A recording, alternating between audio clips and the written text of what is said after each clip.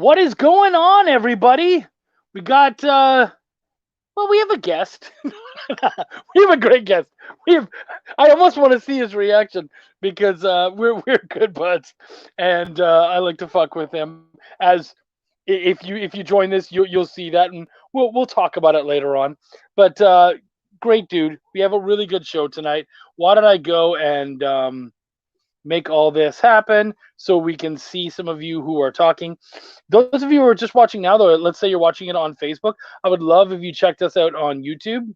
Feel free to subscribe. YouTube.com/Chuck's Raw Reviews. Not the You can take the out. Let's edit that audience. My computer's luckily moving quick. See, I have like 7 guests right now. And it's saying, let's see. All right, yeah, here we go. Brian Manel. Hey, Chuck. What's up, buddy? Good to see you. Sarah's in the house. What's up, beautiful? So good to see you. Holy shit, guys. We're like, we usually don't go up this quick. And we actually have like a pretty good, this is exactly the number of guests that I would start a show at. Already. So, you guys have really jumped in. What is it about Eric Cockrell that would get you guys to jump in? Wow, I'm thoroughly impressed. I really am. It's going to be a great show. We're going to have a fun talk.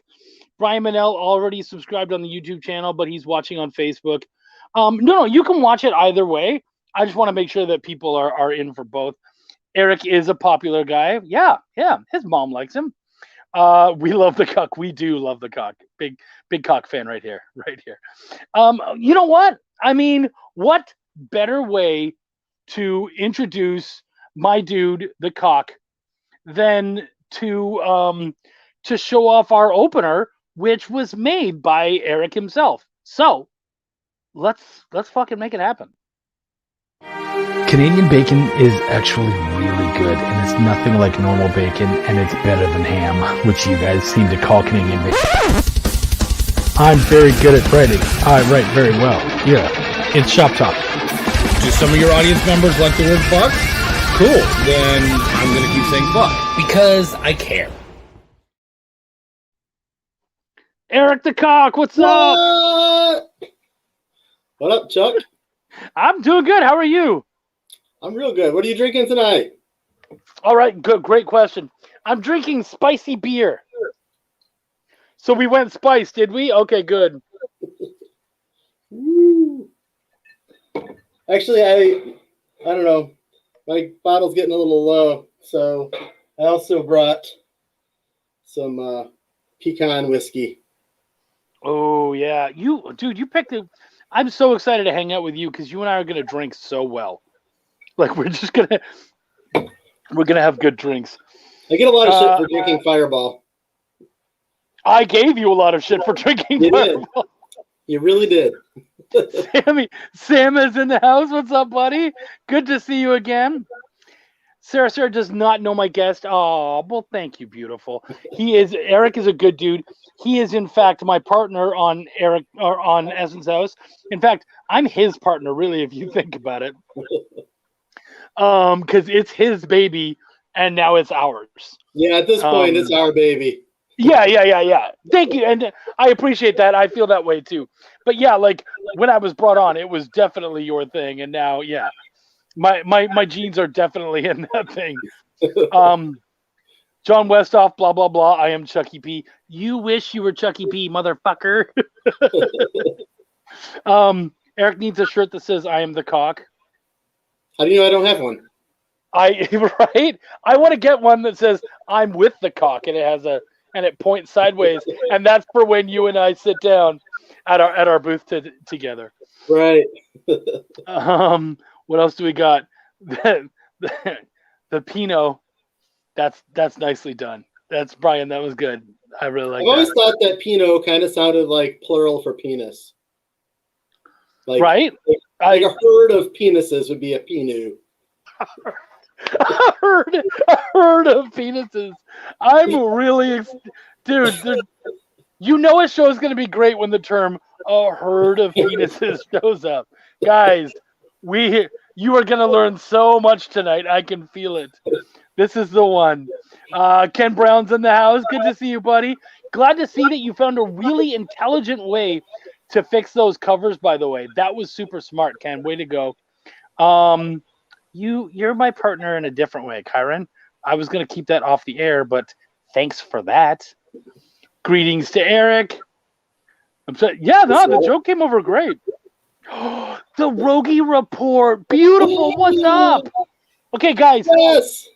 We're on here, and we've got this piddly ass show, but this woman, I just watched her the other day interview the motherfucking Tommy Chung. And not only did you watch that interview, dude? A little bit of it. Okay, this woman is our girl. Yeah. Eric and I fucking love Jess. Yeah. The crazy thing was the part of, like, I was watching the interview, and at one point he started interviewing her. He was asking her about her background and all this stuff, and I was like, this dude genuinely gives a shit. Like, that was so cool. Who do you know that's more interesting than Jess? Not surprising. Yeah, not at all. Yeah, I know, but still. And she's, dude, I was so thoroughly impressed. I just thought about Jess the other day because I was in the Northwoods for a few days vacationing, and when I got back, I was wondering, like, is there any kind of creatures in, like, the Northwoods, like, that I should have been thinking about, like cryptids and whatnot? And then I remembered it was like the second episode of Strange Tales Weekly we did. Jess did the top 5 cryptids you should know, and the hodag was one. It's like this big lizard dragon thing, whatever, that's supposedly in the Northwoods. And I was like, dang, I wish I'd thought about that while I was up there. Not that I expect I would have found a hodag, but it was just fun to remember. Plus, there's a town nearby that, like, celebrates the hodag. I would have stopped over there with my son if I thought about it. Okay. Thank you, Jess, because I honestly thought he was saying hobag. And I was like, what the fuck is a hobag? And, Jess deserves our love and respect. Okay, so mentioning hobag while we're talking about Jess is a dick move. Nah, much love to you guys. Much love to all of you, dude. I'm so excited to have you on. So we have a couple things going on. First off, Eric, for some stupid reason, is excited to be on the show. So he wanted to do something special. So do you want to tell them? Sure. Well, I have a Kickstarter going on right now that we'll be talking about. And for any physical backers that back during this show, or anybody that increases their pledge at all during this show, I'm going to throw in a sketch card of any request into the package. So even if you get just the basic book, I'll toss in a sketch card. Yeah. So there you go. There's Chuck's good peeps, and I know Chuck's people are good peeps, so it's worth it. And we share some peeps too. That's pretty great. Eric be bagging hoes like crazy. Okay. So one thing I wanted to mention right off the top, I made a joke when I announced this, because I think by now my viewers know that we love to have a good time. We do ask all the serious questions, but we also fuck around. How much do we? It's $1, right? Like, at the least. Yeah, just at all. As long as he sees that you increase your pledge. Down to Kickstarter moving, and yep. I'll draw you a hoe bag. So $1 gets you a hoe bag. It gets you a sketch card. So I made fun of you on the thing because I said that you were the lesser half of Essence House and Dulce, and the greater half of Belial. The joke, of course, being you were the only guy involved with, like, you are the guy when it comes to Belial, or to Blister. I'm sorry. When it comes to Blister, right? And then Essence House and Dulce, those were both originally your ideas, and you brought the other person in. Right. I will give you the link right now, my friend. That's it. We'll leave that up for a little bit for you. Oh, see? Kyron already upped his pledge. Thank you, Kyron. You're the man, brother. So, yeah, I knew that I could get away with that joke for multiple reasons. One, of course, is just that Eric and I are really good buds, and he was going to get it.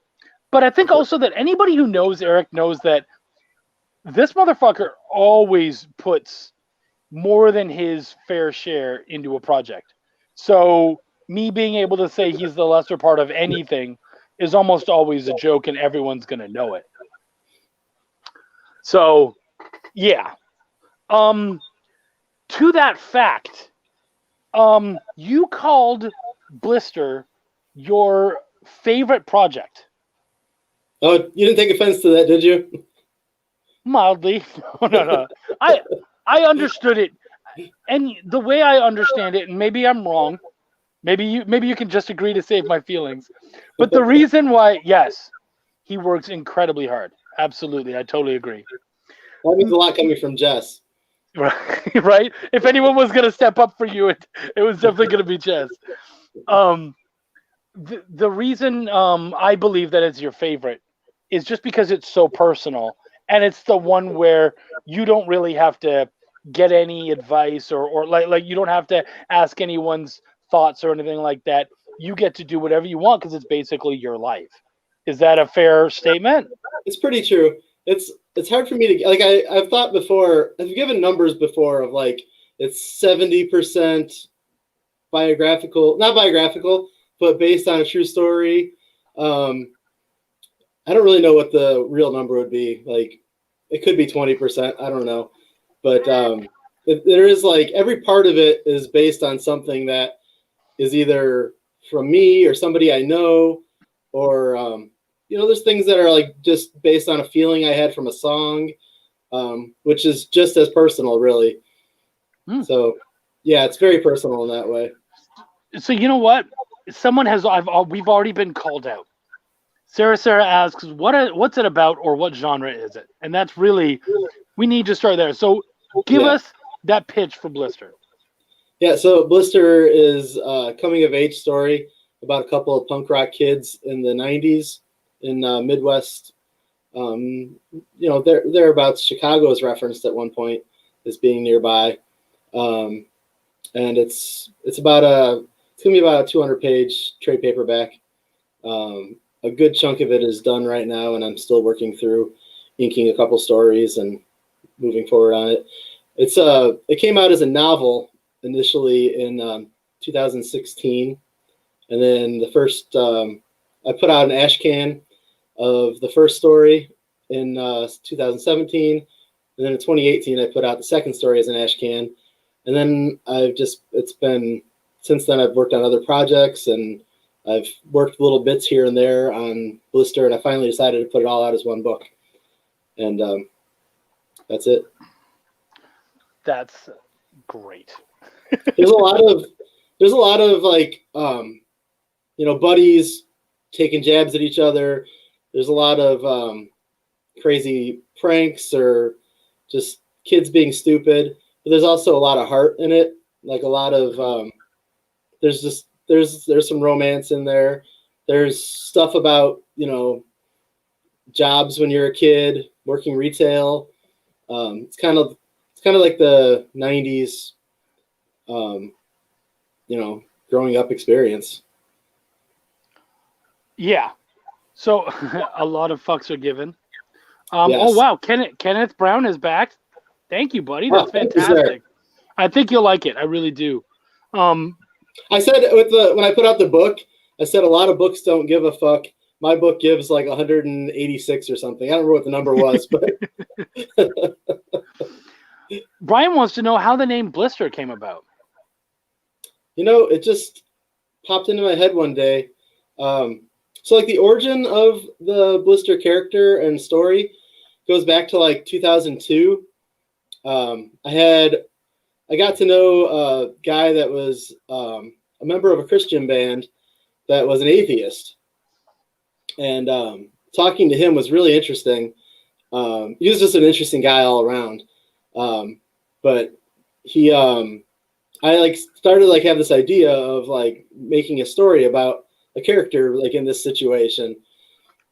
And it evolved into Blister, which isn't really about that, although there is a story that takes from that a lot. You've read that one. I did, yeah. So I moved that story to be part of Harv's story. But yeah, Blister just became. It just felt very like punk rock and gross.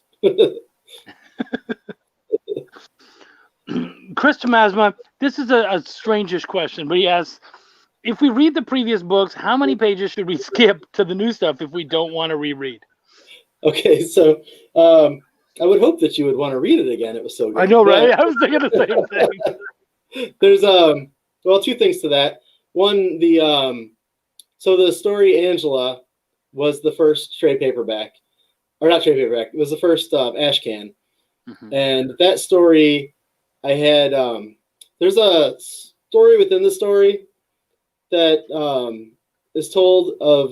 It's like a sci-fi story. I don't know if you remember that, but it's like maybe 4 pages or whatever.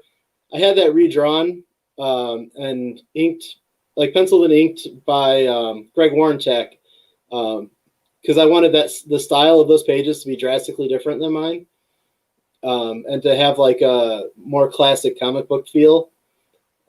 So I redid some pages in that way, and I cleaned up some things. So I think it's worth revisiting just because it's not exactly the same as it was. But that is maybe 30 pages. So if you want to skip the first 30 and be a dick, there you go, Chris. You know. Also, let me say that I love Chris to death. Yes. Another joke that can be made because everyone knows that he's a great dude. He knows I'm messing. Yeah. I'll give him a big hug in a month when we go to C2E2. I want to reread too, just to let you know. Chris ain't got no time for rereading. I get where he's coming from. I really do. Chris is one of the few people I know personally that own the second Blister comic, because I didn't kickstart that one, and he actually purchased it. He actually purchased it from J.M. Hunter, who did art for the back of it at a convention. He just came across it while he was at a convention. He texted me and he was like, "Whoa, look what I got!" And I was like, "How'd you get that?" So I mean, there's more people that have it, but as far as like people online that I really know, like Chris is one of the few I know that have it. I know you have it too. Yeah, I own it. Yeah, I like that one. Well, and I really like the song "Hot for Teachers." So just the fact that you used that one, which is not a punk song, but it really fit that story. Yeah, and not even in the same way as the song. That opening drum beat, I tricked my kids into thinking that it was an actual motorcycle. Nice. Because if you really listen to it, it sounds like a motorcycle. I was like, they just used the sound of a motorcycle. They're like, "Oh, cool." I'm like, "I'm fucking with you. It's drums." Oh, okay. And that's how you make people think they're dumb, which is such a good parent thing to say. Do you have any pics or covers you can share? Well, if you want to pull up the Kickstarter, we could scroll through a few of the pages there. Are you able to? You know how to do this shit better than me. Yeah, you've got power. Problem is that I'm on my crappy laptop. But yeah, we should be able to do that. Everyone loves Christy. These are my famous pink headphones. Yes, everybody loves them. Matt Knowles, we just got off a podcast of our own, and I come back, and this is what's going on. It's like a nightcap. Yes, I'm glad you're here, Matt. I hope everything. Matt actually has a Kickstarter going on right now for his terrific book, Misfits Clubhouse. Any of you guys, crap top. That's really good. I like that. That's good. That's also a Blister backer. Yeah. Any of you guys who have any Kickstarters to show off, feel free to throw them in the chat there. I have no issue with that. I'm glad to show them off. Of course, Eric is here. He's the one who gets top billing. But any of you guys can show off your projects too. I have no issue with that. Geez. So, I mean, you have this is the pretty much the whole story, right? Like, I know that there's other stuff that you want to play with later on, but really, as far as getting the meat and potatoes, the big chunk of it all out, this is it, isn't it? Yeah, this will be every story that was in the book with some additional stuff. Yeah. Like in Angela, there's the story with the bullies and the power glove. That's not in the book. So that's like an additional thing already. There's a story about going on the internet in the 90s. That was in there. And then in Hot for Teacher, there's a story with oh wait, no, maybe it's not. The Rick Dickstein story. Is Rick Dickstein in that one? I don't remember. I lose track now because I've got so many pages. You've got a lot of trade paperback.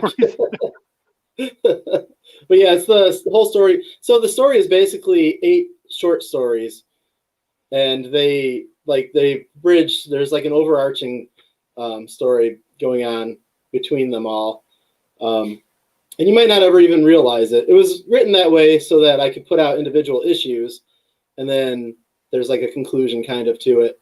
But then I stopped doing the individual issues because I wanted to do the whole book. So cool. Well, and so there's Misfits Clubhouse, and he agrees you were backer number 1. Oh, yeah, backer number 1s are the greatest, right? Like any backer number 1 deserves all the love in the world. Who was the backer number 1 on yours? Oh shit, I don't even remember anymore. It's me, motherfucker. I know you do. Yes, it was you. Oh, Kyron's got a Kickstarter coming soon. We'll definitely show that one off, dude. Yep. And Kyron's Kickstarter is, boy, Chuck, you might have to actually load up my Kickstarter. My laptop is really bad. Okay, you might have to talk me through it, but that's fine. Oh, I thought you've done that before. Yeah, everyone else does. They just come in like on a different thing or whatever. Yeah. Have you counted all the fucks in this collected trade, or am I gonna have to? I haven't yet, but when it's all done and lettered, I'll try to give it a go. I might while I'm editing, just so you guys are aware. I might go through 1, 2, 783, carry the 4. I might have to. I was actually talking to Chris just this morning or yesterday about, I think it was yesterday. He asked me if my son was old enough to read Blister. And I said, no, his mom wouldn't care for that. And then I told him that I was considering making an edition of Blister that wasn't as poor language so that my son could actually read it. So I might have to if I do that. Which isn't very fun to point it out. Can I make a suggestion? Yeah. Don't do that. It's so temporary. You're literally going to blink and all of a sudden your kid will be able to read it. That's true. How old is he right now? Is he 9 or 10? It's like 9.5, So I'm right. So yeah. So you got like 4 years. We already told him that he could swear himself as soon as he gets through karate so that he can defend himself after he swears. Well, tell him, man. You get through karate, and I'll give you a signed copy of Blister.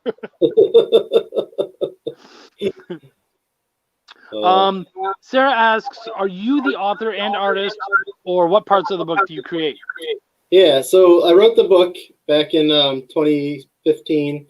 Came out in 2016, and I wrote and drew all of Blister Angela and Blister Hot for Teacher.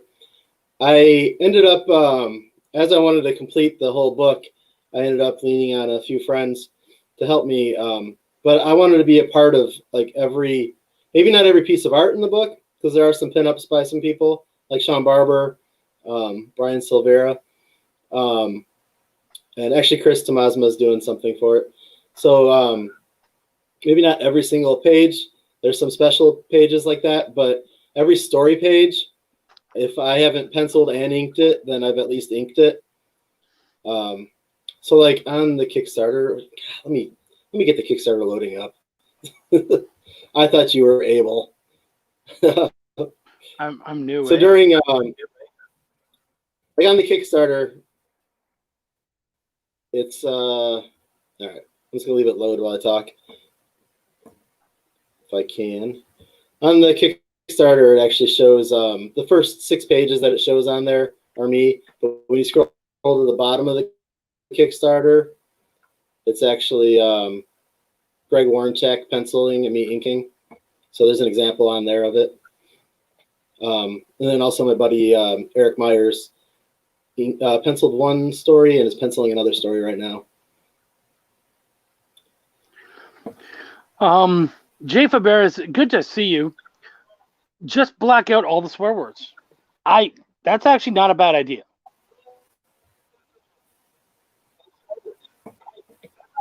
I think he. Yeah, I could just take a copy and put marker over it all. Yeah, right? Oh, you can totally do that. I switched to the other browser. Oh, okay. I was like, he's gone completely fucking quiet now. That's not like Eric and I. Like that with that light blinking behind me. Right. That should be your driver's license. Just that's hilarious. Supposedly you're smart parents. I don't buy that, but all right, that's nice of you to say. Okay, Brian has a big question, so we're gonna drop some of these easier ones. What pens are you comfortable inking with? I use some Faber-Castell ones. The wish I was at my desk. I just pull one right up. But I'm sure he knows what that is. I used to use microns, but I noticed after a while my original art turned brown. I didn't care for that. So I use like I've kind of gotten down to using maybe 4 of them of the like 12 or whatever different sizes. I'll use, especially with the cross hatching and stuff that I do in Blister, I'll use the extra small, the small, medium, and then like I think it's small chisel or something. That's cool. That's about all I can get on my pen. Matt says, just black out all the swear words. It would literally be pictures with black lines and no words at all. There's particularly a few pages where that is definitely true. Yeah. Yeah, isn't there one page where it would just be like that? Yeah. Where it's like, fuck everyone. Yeah. The blacked out parts are means for imagination. Yeah, exactly. Kevin says, do you do digital art at all? If you do you prefer digital or traditional?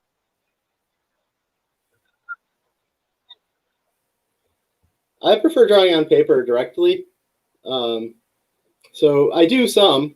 I definitely do all my coloring digitally, but I guess who doesn't?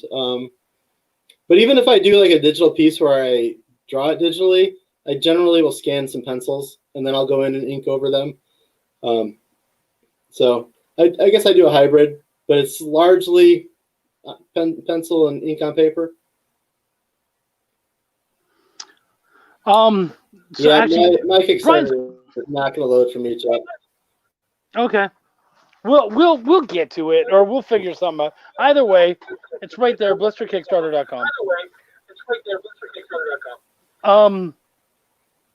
What was I gonna ask? You know what? I won't even ask anything. Brian Manel will. Are there any music groups you connected with that helped inspire the story? And do you listen to music before or while writing as well? I can't listen to music while I'm writing. It's too distracting. Well, generally. I feel like I'm the only one who does now. Yeah. I can't really do that.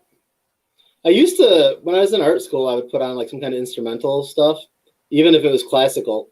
But when I'm inking, and sometimes when I'm penciling, I'll put on some kind of music, generally some punk. What was the rest of that question? Oh, was there any bands that I connected to while working on it? So I did a lot of work in like music marketing and in like cover illustration for a couple bands and flyers and ads and stuff like that. So some of the stories came from just hanging out at concerts or from talking to somebody who told me a story that ended up, some of it very minor details. There's a drug dealer at one of the at the party, actually in the story that I'm inking right now, that came from something somebody else told me about when I was hanging out at a concert. So yeah, there's definitely some. I don't know if I'd give any specific bands. Would they know the specific bands if they did know the if you did Like I did mention a lot them? of work with the Smoking Popes. Okay. And so there's I'm good friends with them. And there's probably some things in there that came from that. And then just some other musicians that I worked with. Very cool. I'm gonna go. She's got to run. Oh, we love. Much Thanks, love to you, Jazz. hon. Yeah, thank you so much for popping in. And yes, we'll definitely catch up soon. We gotta do that. Love you. Much love, absolutely. If I lower my pledge and bring it back up, will I get that sketch card? Does that count? Shut up, Chris. That is the correct answer. Give me another backer. I'll draw you anything you want. She can't do anything without her goth and industrial. Sarah, I'm actually in that same boat. I've written the most tender-hearted, beautiful scenes. I've written kids' stories, all to like crazy heavy metal. One of my favorite stories I love talking about is going to the I was going to the grocery store, and I love going to the grocery store. I have my headphones on, and I'm blasting my music so only I can hear it.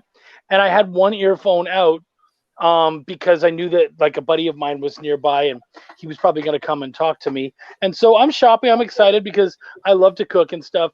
And I've got this crazy metal going on, and this little girl and her mom walk by, and the little girl goes, "Hi, sir. Nice to meet you." And I was like, "Oh, thank you. Hi, nice to meet you too."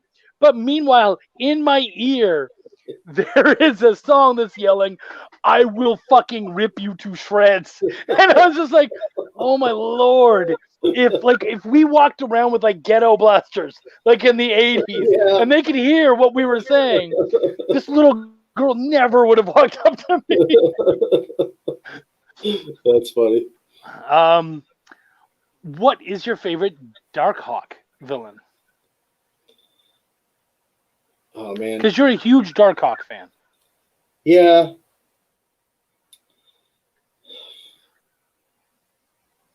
Man, my favorite Darkhawk stories were kind of crossover ones, though. Like, I think I mentioned to Kyron recently, the Round Robin story was amazing, which also felt very ripped off by the Winter Soldier. And I think in that story, the character Midnight, who used to be a sidekick of Moon Knight's, was pretty cool. But he's not really a Darkhawk villain. You know, I always liked Portal. He looked cool. You know, Evil Hawk looked cool. I think it was the Darkhawk's story was so convoluted and they screwed it up so badly after a while that like I think a lot of my opinions on Darkhawk just come by like from how cool it looked. He was a cool looking character. I thought so too, yeah. And his characters, even in the newer stories, like in the Guardians of the Galaxy a couple of years ago, they had the Raptors were all like Darkhawks, and they all just looked really cool, which made me continue to check out that story. So, yeah, that's pretty much any character that was derived from Darkhawk's design was one of my favorites. See, Sarah is like my twin because she says, "Yep, I can even meditate to that kind of music, and people can't understand how it's possible." I understand how it's possible, but I don't want to explain it because it doesn't paint us in the greatest of ways. But yeah, I totally feel you there. Ooh, Angela Odling asks a good one. If you could fist fight one character in Blister, who would it be and why?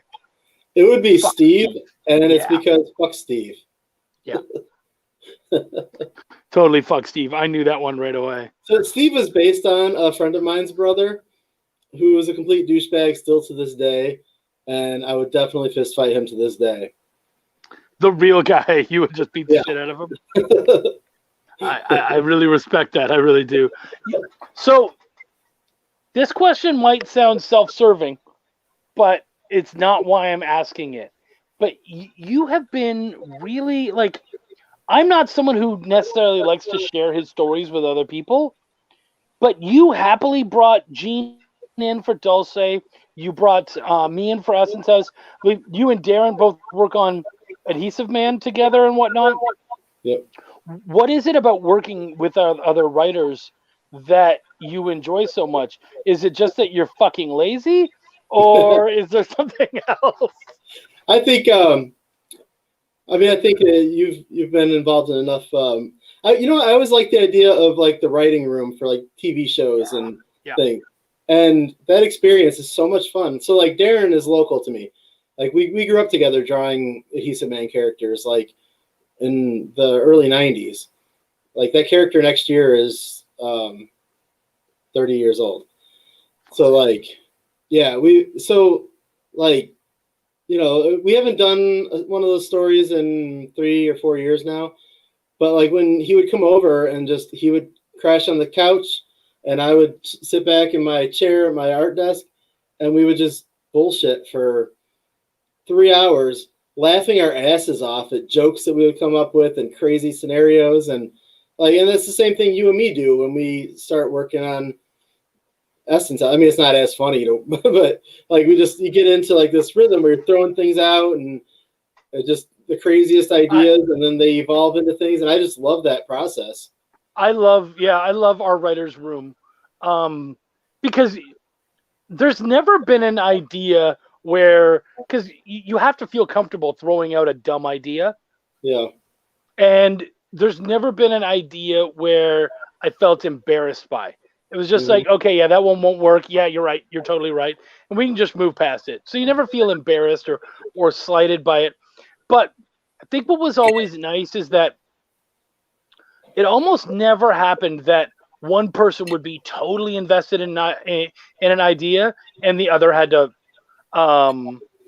just was completely against it. Right. Like usually if one guy was totally into it, the other guy was like, no, I see what you're looking at. Like let me at least sit on it. But yeah, usually we both were way into it.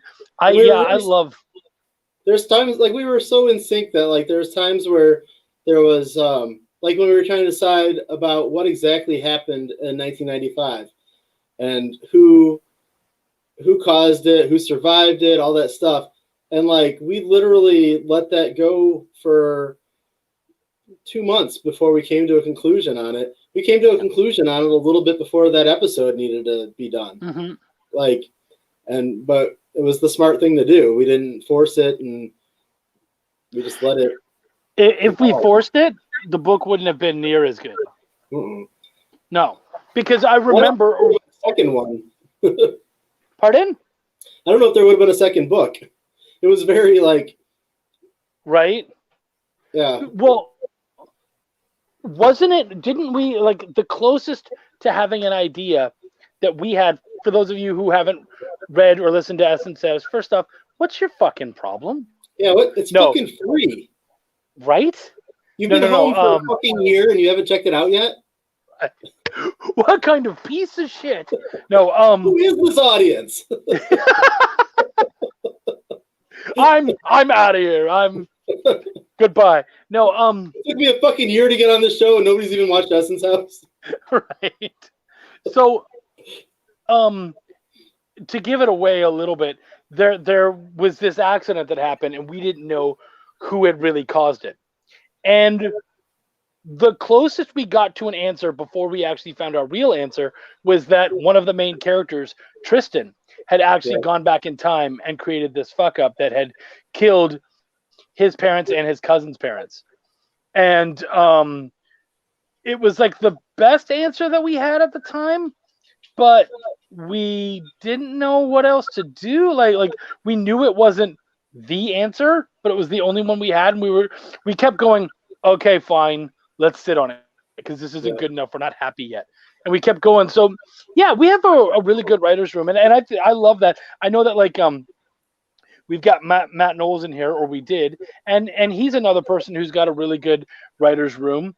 I believe Jay, you write with your partner too, unless I'm incorrect, but for some reason that's what I remember for the Pale.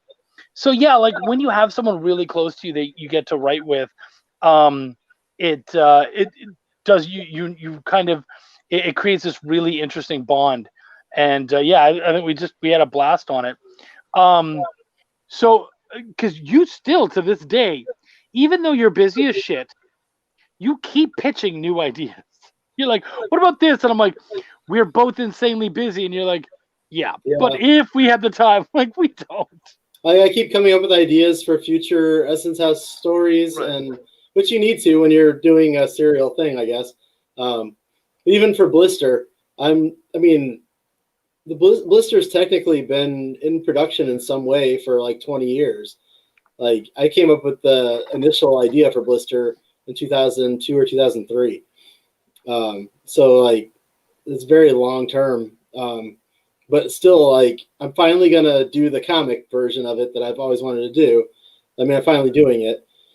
And meanwhile, I have maybe 5 different ideas for possible sequels or whatever to Blister. Like, and I don't know which one I'll do, or maybe I'll never do any of them. I don't know. But that's just one property. Then there's always new things that pop into my head that I want to do. I can't stop creating. It's a nightmare. Yeah. I feel you there, man. Chris asks, who are your favorite rock bands right now? Yeah. You know what? My favorite rock bands are the same favorite rock bands I've had for about 30 years now. I don't change very much. Although that's not true. Earlier this year, I got into AJR, and I don't know how many years they've been around for now. They have a few albums, so they've probably been around for 3 or 4 years or something. They're actually not very much what you would think of as my style, and they're pretty new. But I'm always a huge Dave Grohl and Foo Fighters fan. I'm a huge Weezer fan. This past year, one of my goals was to collect all of Weezer's albums on 12-inch record, and I did that. I'm a huge fan of Jawbreaker. Is like my number one. I'm wearing a Jawbreaker shirt right now. I don't know if you remember this. I had not heard of the band Jawbreaker. And you mentioned Jawbreaker, and I was like, yeah. And you and I were not quite friends at that point. Like, we were still kind of feeling out whatever relationship. And I remember saying, oh, yeah, Jawbreaker, I really love that Chevelle song. And you were just like, no, that's not it. And I was so fucking embarrassed because you were the cool punk guy. And I had completely fucked myself. I was like, I thought, oh, yeah, I know that one rock song he's talking about. And you're like, it's a band, you fucking idiot. And I'm like, shit, I lost. I'm a huge Rancid fan. That artwork right there is a Tim Armstrong print. It's one of my favorite pieces in my rock room. Tim Armstrong is like one of my number one like lyricists, next to Blake from Jawbreaker. Smoking Popes is one of my local favorites. Alkaline Trio, another local favorite. Bad Religion. Lawrence Arms is a local favorite. So any one of those. Well, and to be fair, Chevelle is a Chicago band. So, like, I I tried. Yeah, Jawbreaker isn't even a Chicago band. Yeah, right? Are there any punk or slice of life comics you pulled inspiration from when writing Blister? No, but you know what's really funny? After I wrote the Blister book, I read maybe two different maybe punk comics, maybe 3 even, and they all had the same scene that I wrote in Blister. Like it was like this one little gag that like each one of them had, and it was really funny to me because any one of us could look at it and be like, "You stole that from me," but none of us did. It's just kind of a generic thing that happens Punk to thing. bands. Yeah. Just a really jank gig. Oh, okay. In Blister, they end up playing a children's birthday party dressed as dinosaurs. But in one of the one of the comics that I read, like that was exactly the scene. They were playing a birthday party dressed as dinosaurs, and so it was like we could have stolen that from each other, but we didn't. Like they never read the Blister book. That's hilarious. The book came out before their comic, so I feel pretty safe saying I didn't read their comic. So it was kind of funny. But I mean, like there's influences in documentaries I've watched, or I don't know, SLC Punk maybe, some things like that. Although, oh yeah, that movie's very much like almost a parody of punk, though. It's so like trying to be punk. I don't try that. Like I don't go overboard with the stereotypes. They're just, in a lot of ways, actually in almost every punk story, in a lot of ways, the punk characters are posers. And I think that in Blister, there's some of that too. Some of that is part of the story, I think, too. But they're not as big a posers as characters in SLC Punk. I know that there's a rule in metal when you go to a concert. I want to see if it's the same with punk. When you go to a show, let's say you're going to see Jawbreaker. Do you wear your Jawbreaker shirt? I don't. And that used to be a thing, I thought. But nowadays it isn't. And it's kind of cool, actually, though. It used to not be cool at all. But now when I see somebody show up to the show and they're like, rocking their merch and they're hardcore fans of it, like I really kind of dig it. Yeah. Okay, yeah, no, and I get the reason why. But I think, yeah, like in metal, it's cool to not wear any of the bands that are up there. Yeah. You want to wear someone else, because the idea, I believe, is basically you're here, we know you like them. Who else do you like? Where are you in the sphere of metalldom? Like I remember going to see Blink-182 in the 90s. It was 96. Went to see Blink-182 and the Aquabats. It was a great show. Primus, it was a terrific show. And I wore a Dead Kennedys shirt. And I was very much loved. Yeah. That was tough because I didn't actually know the Dead Kennedys that well. It was somebody else's shirt I was wearing. But yeah, I was very much loved at that point. So that was cool. So yeah, that's how I've always seen it. I went and saw Green Day and Weezer and Fall Out Boy. Although I didn't watch Fall Out Boy, I'm not a fan. No offense to them. It's just not my thing. I went and bought merch during that. I'm sure they're watching disappointed. Yeah. No. Also from Chicago. That's the last straw. Like this fucking nobody doesn't even like us. What are we gonna do? I'm gonna sleep on my millions. It was at Wrigley Field. It was cool. And I was wearing my Jawbreaker shirt there, and there was this guy that was sitting behind us. He was a little bit obnoxious, but he was kind of fun. And like some of the Alkaline Trio song played during an intermission and stuff, and like we all kind of bonded over like some of the music that played then. I stood up at one point and said something to him, and he was like, "Are you wearing a Jawbreaker shirt?" And like freaked out because I was a Jawbreaker fan. And then we talked Jawbreaker for like the next 20 minutes, and it was great. Yeah, see, that's what I like. Yeah. That's where I am generally at shows. I won't wear a band's shirt to their concert, but I won't begrudge anybody that does because I love that enthusiasm for the band. Right. Well, and I have to say, this speaks a lot to your property, to Blister itself, when you say, I would get into a fight with Steve, and immediately these are the responses. Everybody, fuck Steve. Like, they all know it. They all get it. I love that. That is awesome. Dara says bouncing ideas back and forth is usually fun. It is. I would say in a lot of ways it's almost better than creating alone, because even though it's nice to be able to not have to fight with anyone over ideas, if you trust the person that you're with, you almost know that it's going to be better for having to compromise. Now wait, going back to Fuck Steve, I want to know if Angela's still listening, if Angela knew that was going to be my answer when she asked it, or if it just was a happy accident. Right? Oh, he thinks Angela should win the cover of the decade. Oh, it's beautiful, isn't it? It is a good cover. And what's So I've said this somewhere else, but I will say it here. Eric came to me and said, "Who should I get as cover artists?" And I believe literally the first person I mentioned was Angela Odling, and you said, "Yeah, she was actually already on my list," which was really cool, especially since she's not known to be someone who would necessarily be someone you would pick for a punk cover. But that's what I was looking for. I wanted 3 very different covers.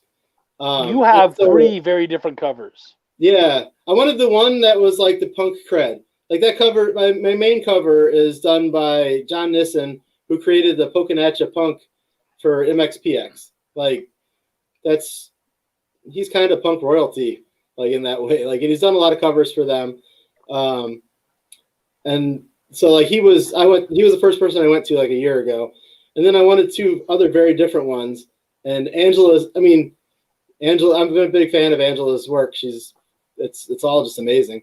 And like it's not that different, I guess. Like it's cartoony, so it's not that different from the main cover, but it's way different. Plus I wanted to lean in on like the romance of the book. So like I told her I said I want punk rock Angela Odling style.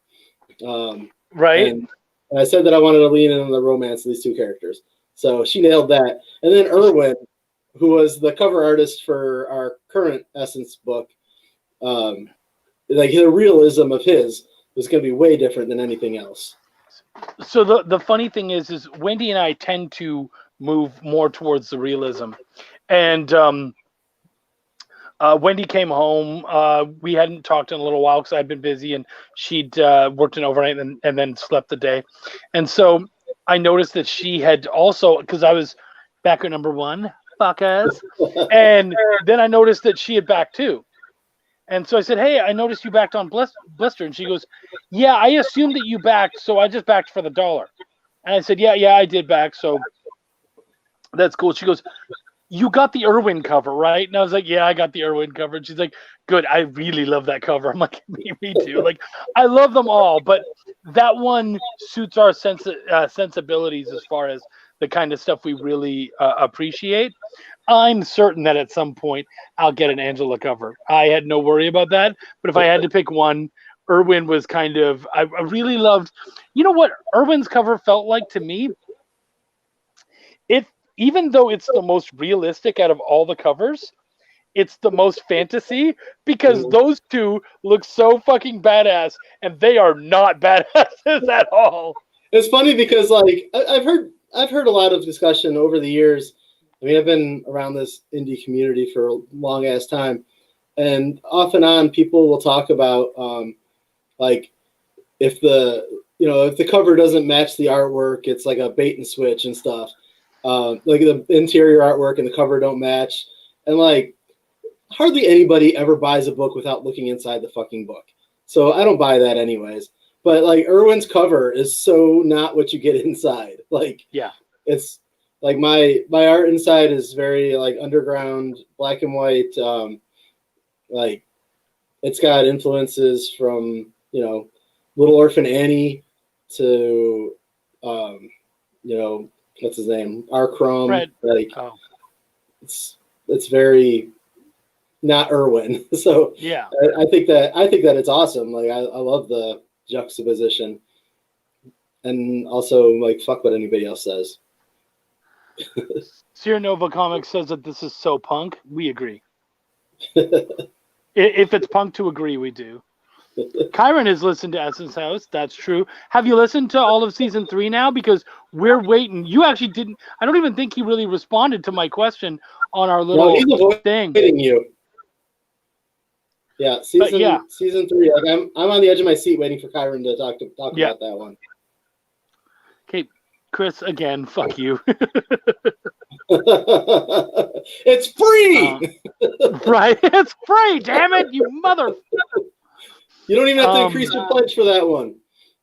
Right? Oh, and I was right.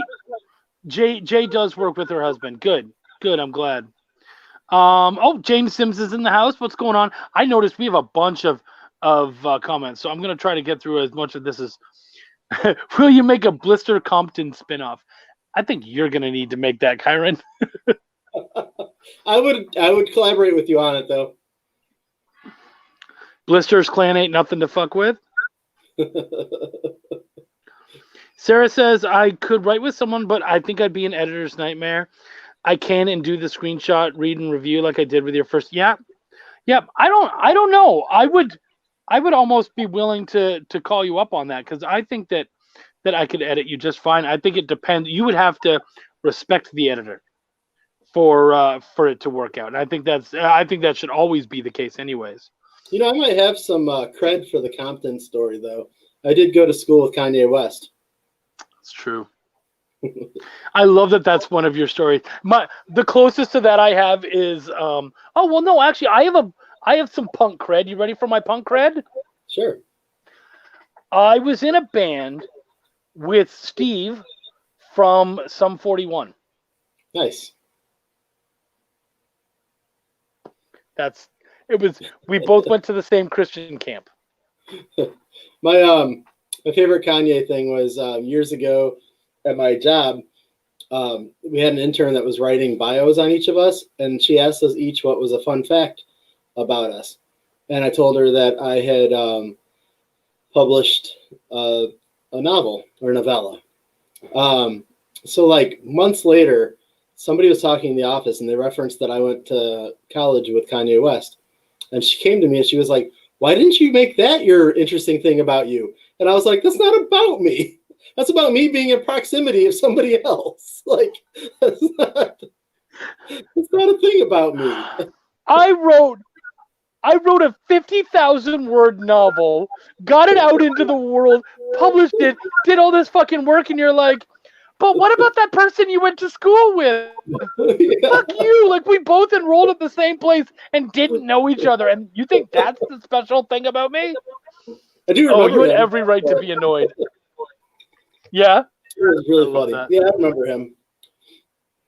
Punk and grunge equals the 90s. I agree. Yep.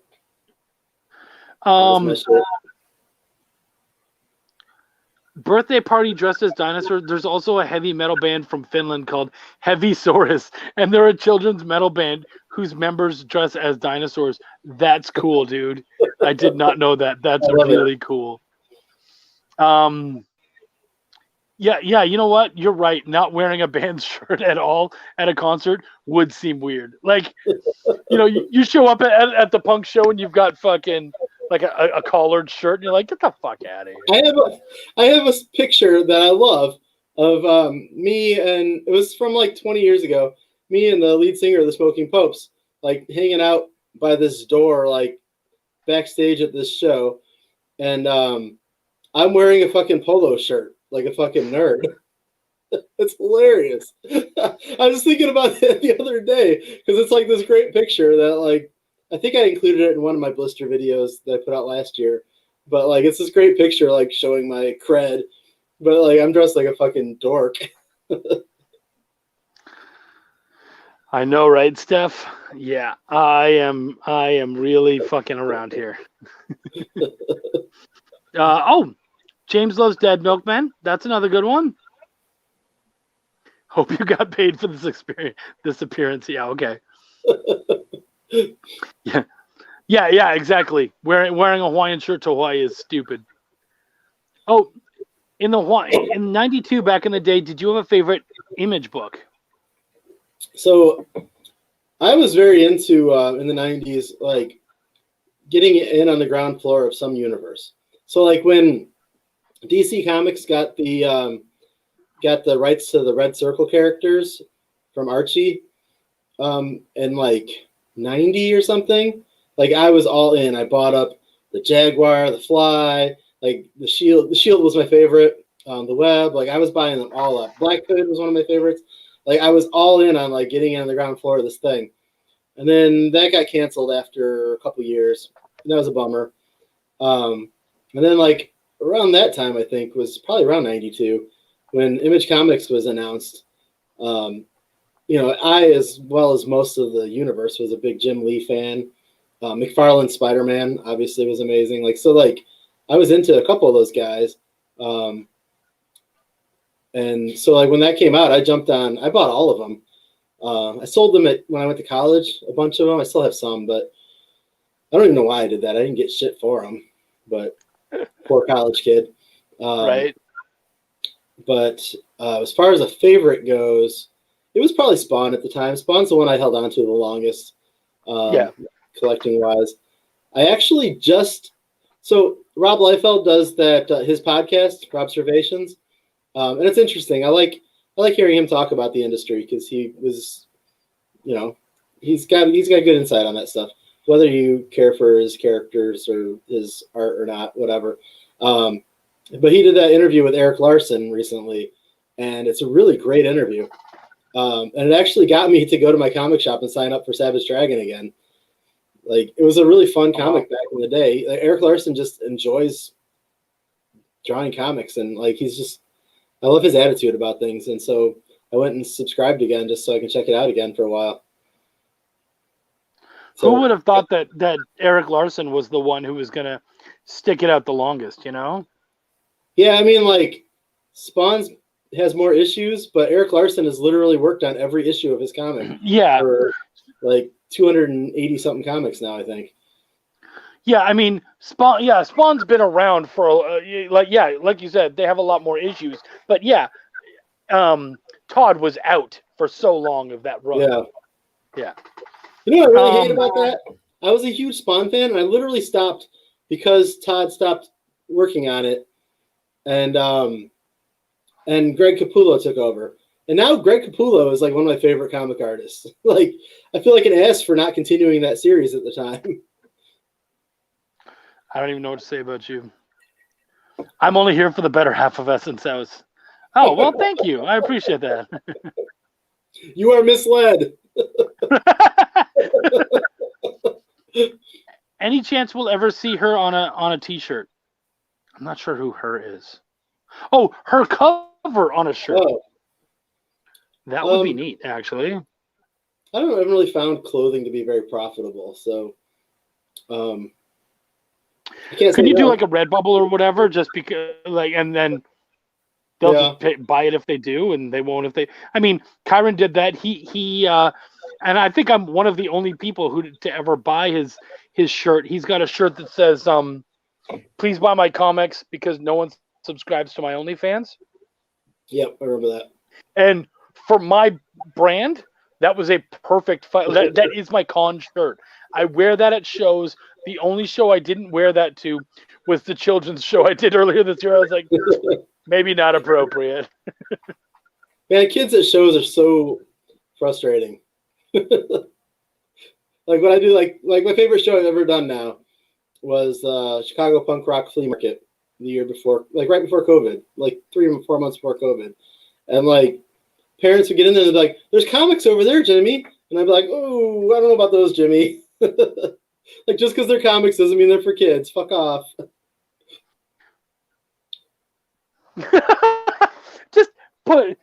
just open it up to the part where they say fuck everywhere. Fuck that guy, fuck everybody. One of my prints at my table was that page.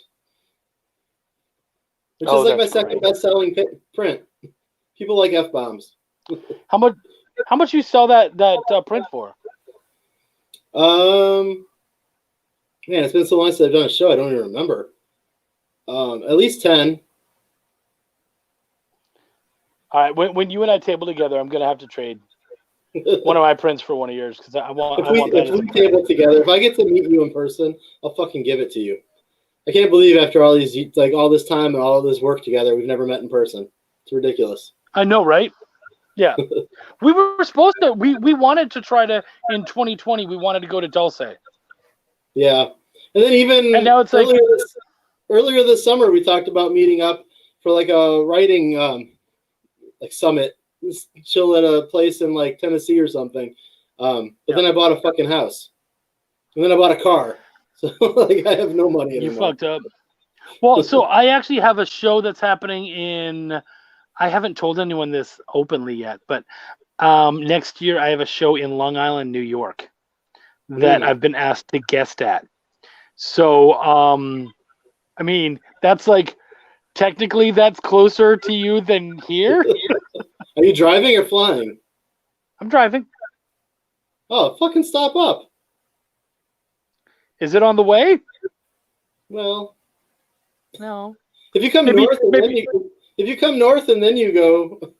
No way. I'm going the easiest way. I'm diagonaling it. So maybe I'll meet you part way. You could crash there. I would drive down and meet you somewhere. 100%. Okay. All right. We'll do some halfway. You know what happened? So when me and Gene were working on Dulce, Gene took a trip across country with a couple friends. And it was when I was in New York, actually. And I was like somewhere in Ohio coming back home. And he was posting pictures like 15 minutes from my fucking house. And I was like, I don't know if I'll ever meet this guy. We write together.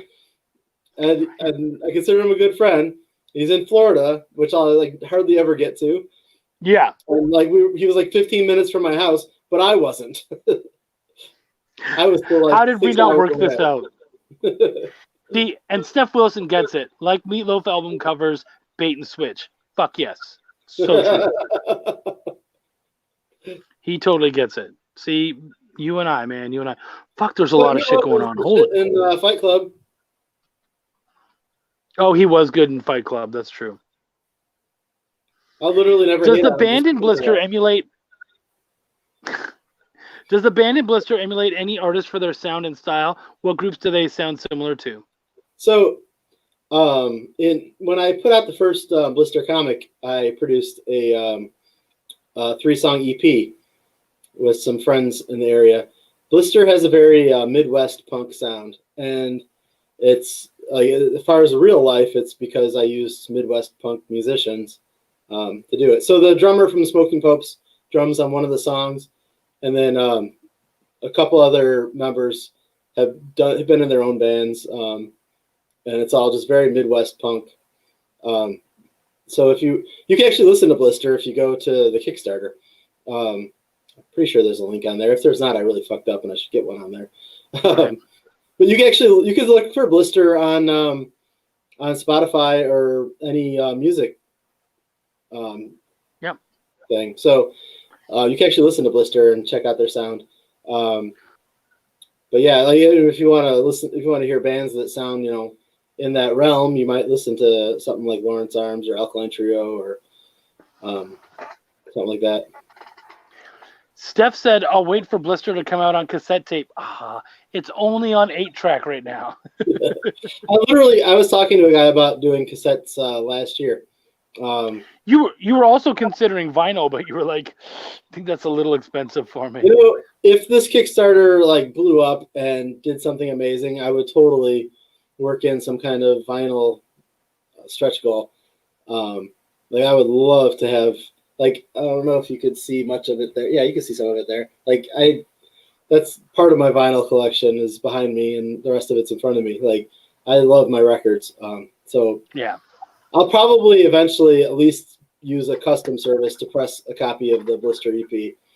But I would love to like create some to have it like my tables. Oh, thank you, Sarah. I appreciate that.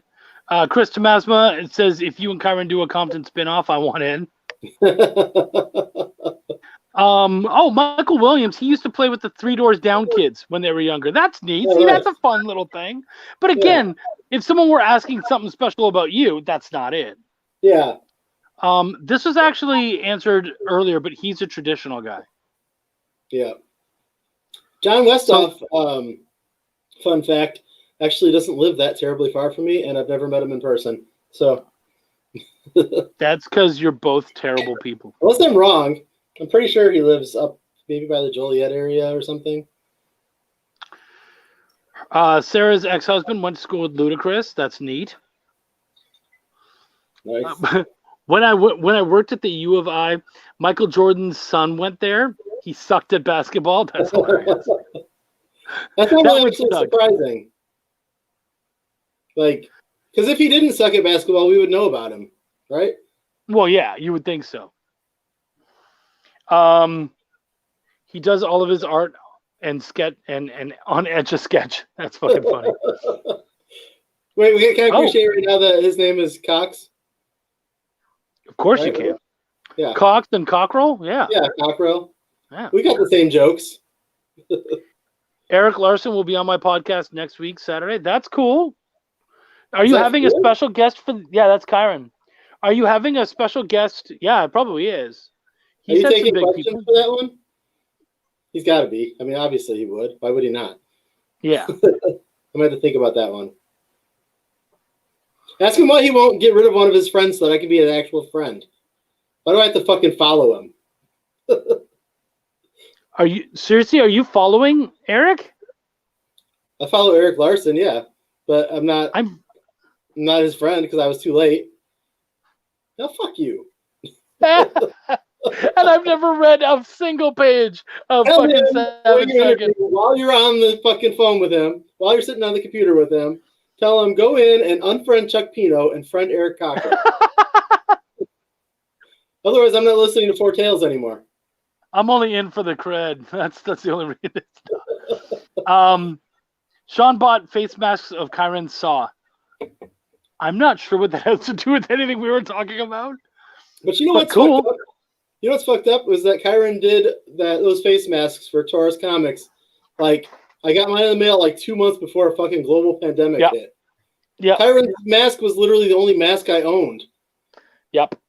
I still own mine. That's a little bit sus. Just saying. I'm an anti-vaxxer because I believe it's all Kyron. I'm neither of those things. Been staring for a long time now. Eric, is that like a green screen background behind you? It is not. I guess that doesn't really prove it. I could go move something maybe. Braden's laughing at you because he gets to meet me before you do. Everybody's fucking met you before me. Hurtful, but true. You know Not why? even that special. Everybody has. Because I get around. Fucking hoe bag again. I've been hoe-bagging it. That's true. I've been totally hoe-bagging it. Yeah, you got to drink on that one.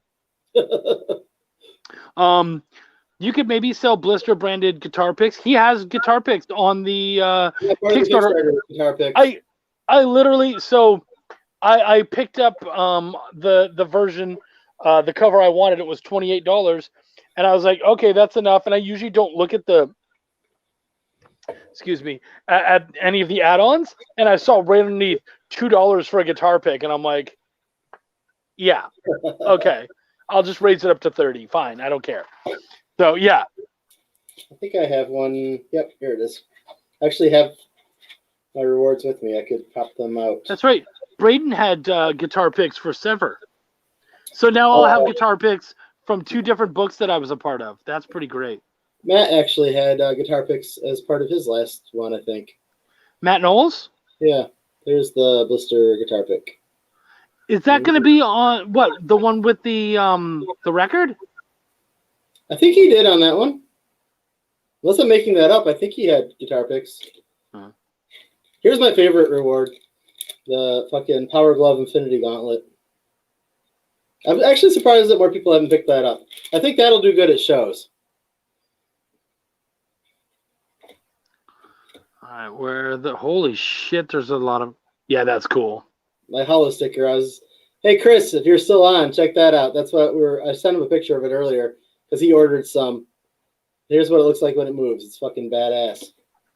Ooh, laser cut Blister records in the shape of the Power Glove. That's funny. I dig that. That sounds fucking expensive. Sean plays Blister on Spotify. That's cool. Oh, you're one of my monthly 3 that I get the email about. Thank you. Now there's a real creator in the house. You win that round, Steph. Do a B-side to a cassette tape. Okay. When I worked for Health Net Insurance, I got to talk to Tony Hawk. That's cool. I love Tony Hawk.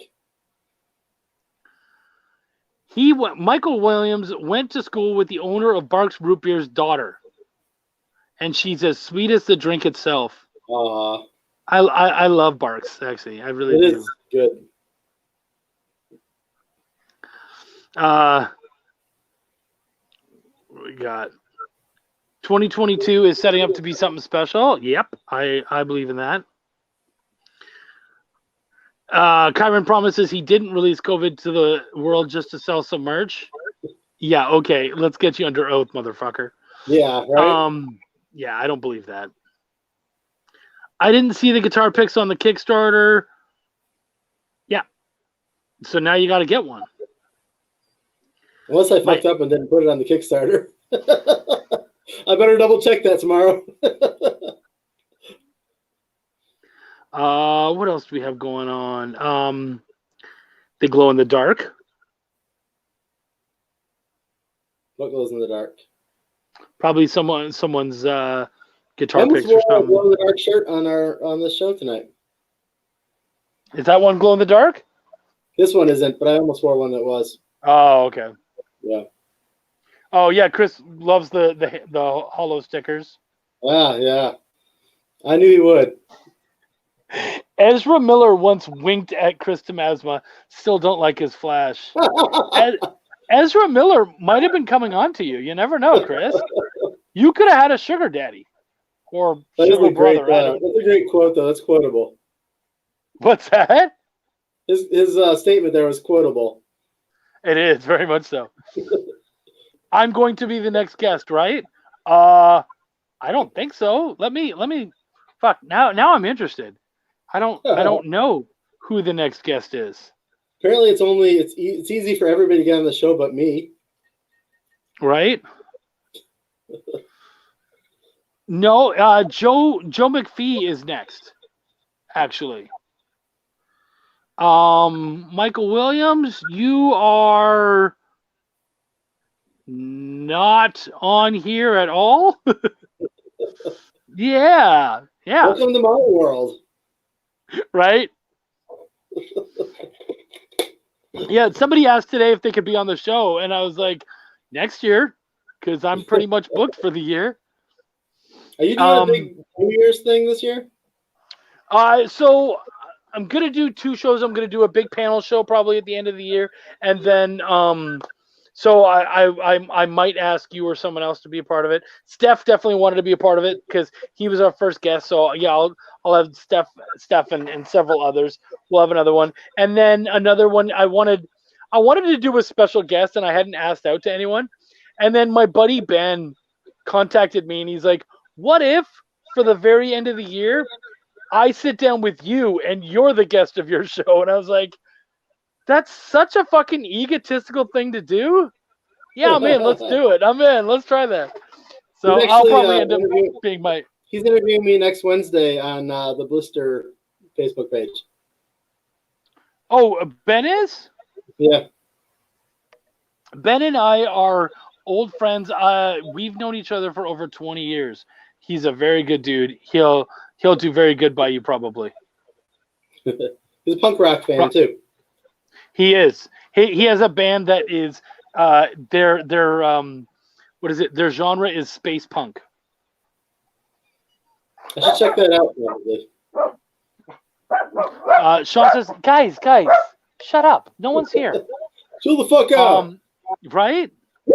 Could go really old school and get one of those old church tapes that used to be super long, then record over the B-side with Blister and Essence House. That's a good idea. Sarah loves things that glow in the dark. Yeah, they were on Matt's preview. Okay, good. So hopefully we've got that coming. Oh, okay. Yeah. Dude, kindly shut the fuck up. Thank you. So this is wait. Someone needs to teach Ezra Miller how to run. I don't know what the fuck that has to do with anything, but okay. That's true. Sean hasn't been on the show either. Wow. Yeah. I was gonna say, wow, he's done 2 comic issues with you, but I've done 30-something fucking podcast episodes with you, so. You've done 30 podcast episodes, a novel, 3 comics now. Plus cross promotion pieces for our other things. Like, yeah. I get the anniversary show guest spot. Yes, you do, my friend. Yes, you do. No one likes how Ezra Miller. You know what? I haven't even watched any of those movies, so I'm okay with that. Yeah, I don't think I really paid that much attention to it. Kyron, you want to be on what? You've been on this show. First show, still best guest. Really? Oh, okay. Oh yeah, we could do that, Kyron. We could do that. Still best guest. I've actually had some really good guests on this show. So fuck you, Steph. Will you do any more reviews with Arthur? Those were fun. Probably not. Nothing against Art, but he has his own channel and he tends to do his own thing. But I would gladly do, like, I'm actually planning on doing a bunch of reviews on my way to Seattle. So I'll probably end up doing some reviews with Doug while we're in the car driving, among other stuff. So yeah, I like to do reviews with other people. There will definitely be more stuff like that. All your guests interview you for the final show. That would be great. Just bring them all in.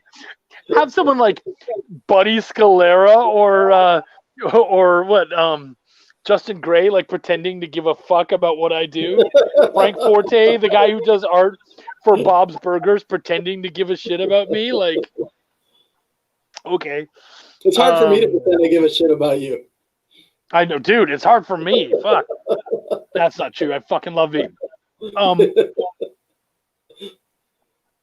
I wonder what story we could come up with trying to create a page for my reading and reviewing without help. I'm sure we could do it. Tell Chuck to do a surprise show for you. He did it for me. Don't tell everyone. It's not a fucking surprise. And he's got this show right here, motherfucker. He doesn't need a surprise show.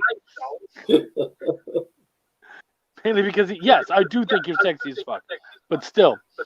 I did a show with Chuck twice a month and nobody gave a fuck, so not that special. we had to stop doing it because I was like, yeah, I'm used to people wanting to watch my shows, so I think we gotta stop this, dude. That's not true. I've done 2 properties and 4 issues with Chuck as a creator. That's true. And yes, yeah, that's funny. Sean and I have worked on so many books that we don't even like. He's like, oh wait, you worked on that? I'm like, yeah, I did. He's like, oh fuck, me too. I'm like, oh, that's fucking funny. So yeah, that's true. We have worked on a lot of shit together. Dulce debuted in your first writing credit. That's true. Yes, that's right. Wow. It's true. I'm not grateful at all. I look down on everybody. Same Sean who ate the crazy gummy bear? That's the same Sean. Yeah, he ate the crazy gummy bear. Just do a roast and they all roast me. Oh, that'd be fun. His beard is bigger. I'm working on growing mine out so I can assume his identity. Yeah, grow out a beard and gain like 100 pounds and you'll be fine. You'll be able to catch up. Yeah, see, I pushed Chuck to do his first show. I can't get a call back.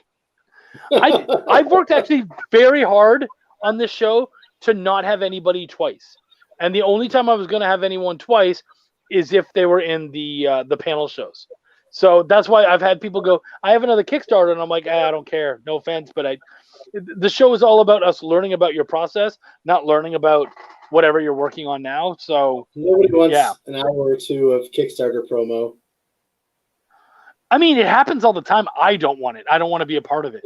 It's not fun to me. He watched the after show. That's true. Or you meant reach around, didn't you? Hey, does Eric need it? Nice idea. What's that? Teach around is such a nice idea. It is. Very wholesome. Does Eric need any backer specials? I could totally hook him up with a digital book of Sever if he does. I do have an announcement coming up with some different punk rock themed comics. Well, so Sever is actually a metal inspired comic. So about a garage band. So yeah, actually that could work really well. Hit me up. Thank you. Yeah. Yeah, I haven't announced anything yet, but I'm gonna be giving backers The Barks is a Josh Dahl book. Damage Inc. is James Burton. James Burton. And yeah, and then I think there's 2 others that I have secured, but I haven't announced it yet. I probably should do that soon. Yeah. Well, and you also have a of course, we have this thing here that we talked about. If anybody jumps on Blister during this show or increases their pledge during the show, you get a sketch card added to your thing, and he'll draw pretty much whatever you want in that sketch card. And if I mean, like, the show only goes so much longer, I'm sure. Chuck's gonna get sick of me eventually. So if you watch the show already, just add a note when you back, or send me a message. Let me know that you checked it out because of Chuck's show, and we'll hook it up. And guys, if any of you want reviews done of your books, Sarah does very unique, interesting reviews where she basically goes over your book and then she screenshots things and talks about specific moments because she has such a blast with that. So, yeah. Kyron, Sacramento's James Burton, but put some respect on his name. The respect was there until you added Sacramento in there. Fun fact what does about Sacramento James have? Burton, I think it was 3rd issue maybe of Damage Inc. There's a blister poster on the wall when they're walking down this one hallway. Oh, that's cool. Yeah. So Sacramento. Respect for James. I would say the only good thing you have is the Kings, but I've seen them play, and I'm kidding. I haven't seen them play. I just know that he loves them. Saw is the best thing to come out of Sacramento. Everybody knows it. I think Kyron's wife is the best thing to come out of Sacramento. She is a fucking saint. Right? Sarah needs to move to Texas and learn. Yeah, come on down. My wife would love that. No, actually, we'd have a good time. I'm sure of it. Braden, I'm going to back it right now for that sketch card. Good call, man. Oh, good call. Thank you. What was the goal? Wendy not going to New York with you? What? Wendy's not going to New York with you? Nope. And she's not going to Seattle either. Maybe I'll think about still meeting up with you.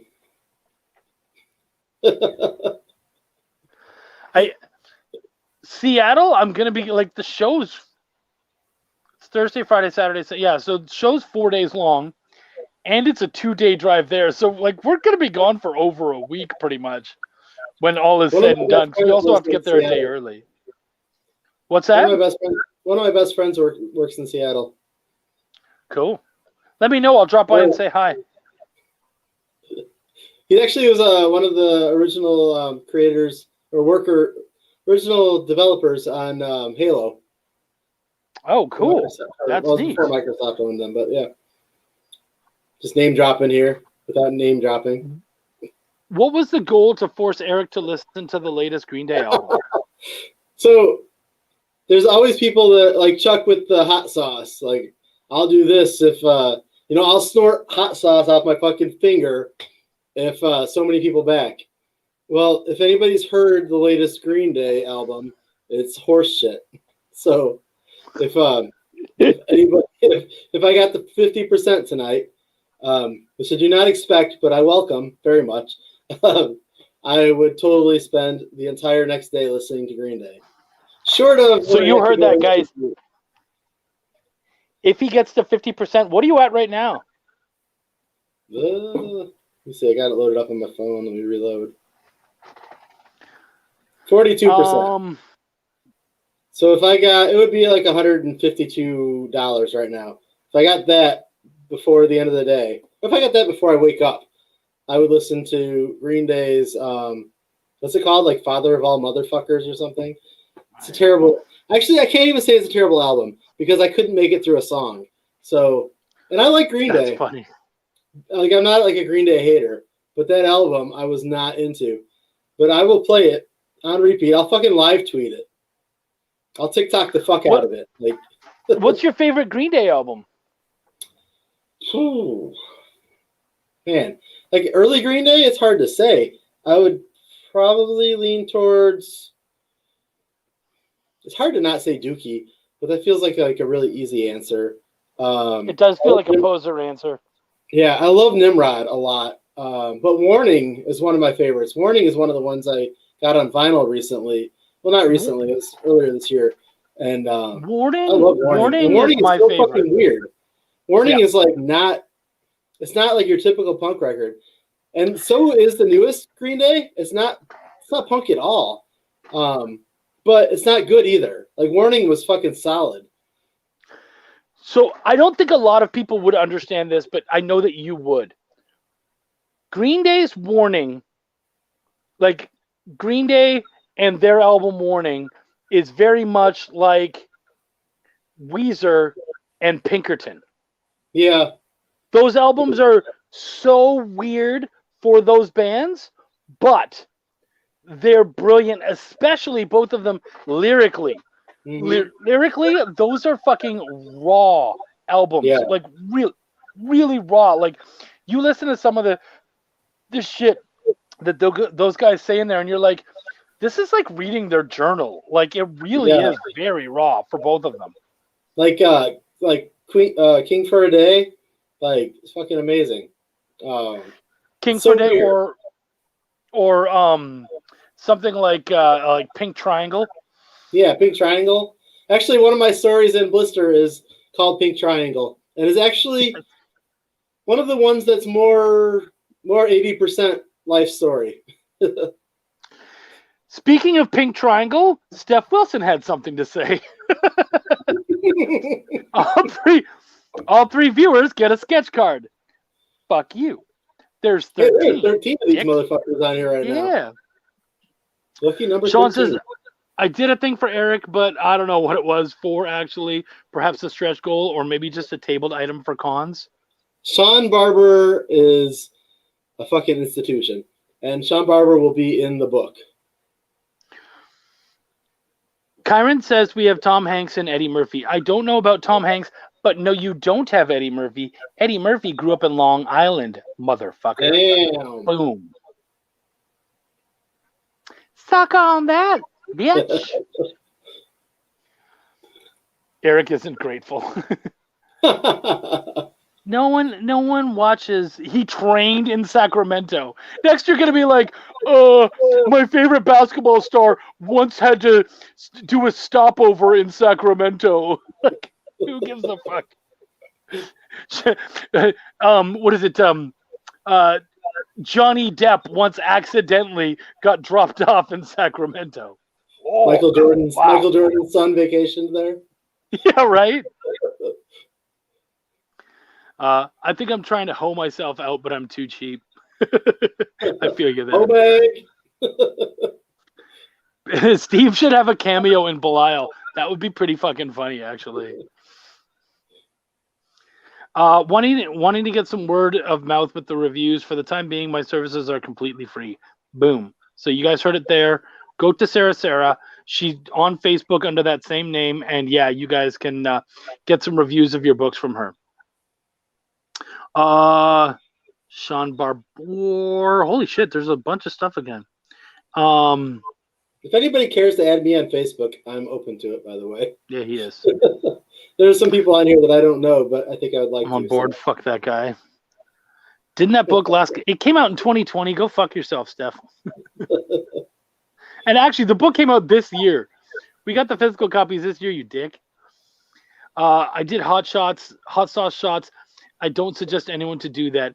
You did hot sauce shots a year after us, bitch. You know who you're talking to right now.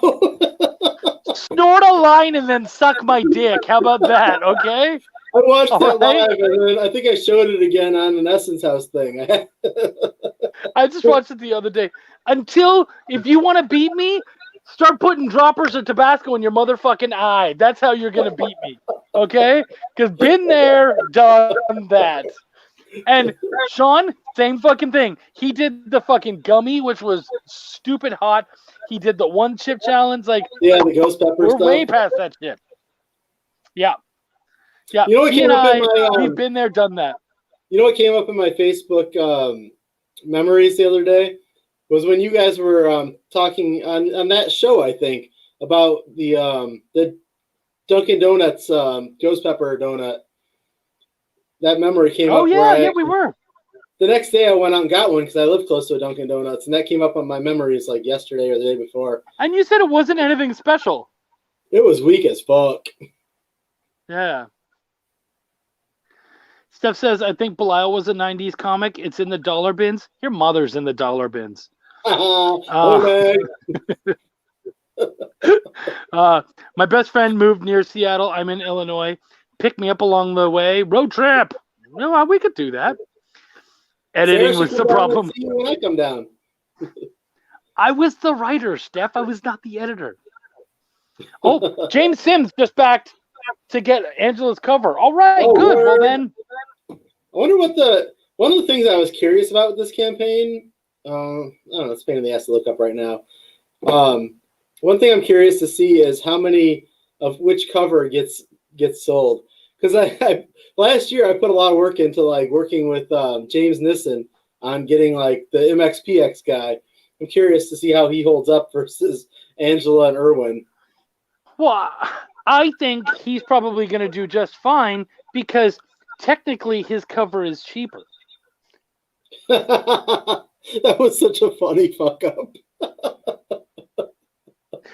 Okay, so for those of you guys who don't know, obviously Eric and I are very tight. On how to save $1 on Blister.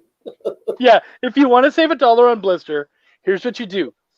Buy the regular cover. Because I wanted to be backer number one. So I jumped on. I was backer number one. I jumped on, just got the regular trade. Then later on that evening, I was like, yeah, but I really wanted that Irwin cover, and I'm pretty sure Wendy did too. So I went and changed it up, and I realized that my backing changed from $27 to $28, and I was like, what the fuck? Why is it $1 extra to get like the variant? Does it weigh more? So I started fucking razzing Eric, making fun of him, and then I got like a bunch of our friends together, put them all in one group, and then told them, start harassing him about him charging more for his variants for shipping. And everyone did, and I started getting all these crazy, because you were giving everyone these really false narratives, and they were coming back with these terrible things.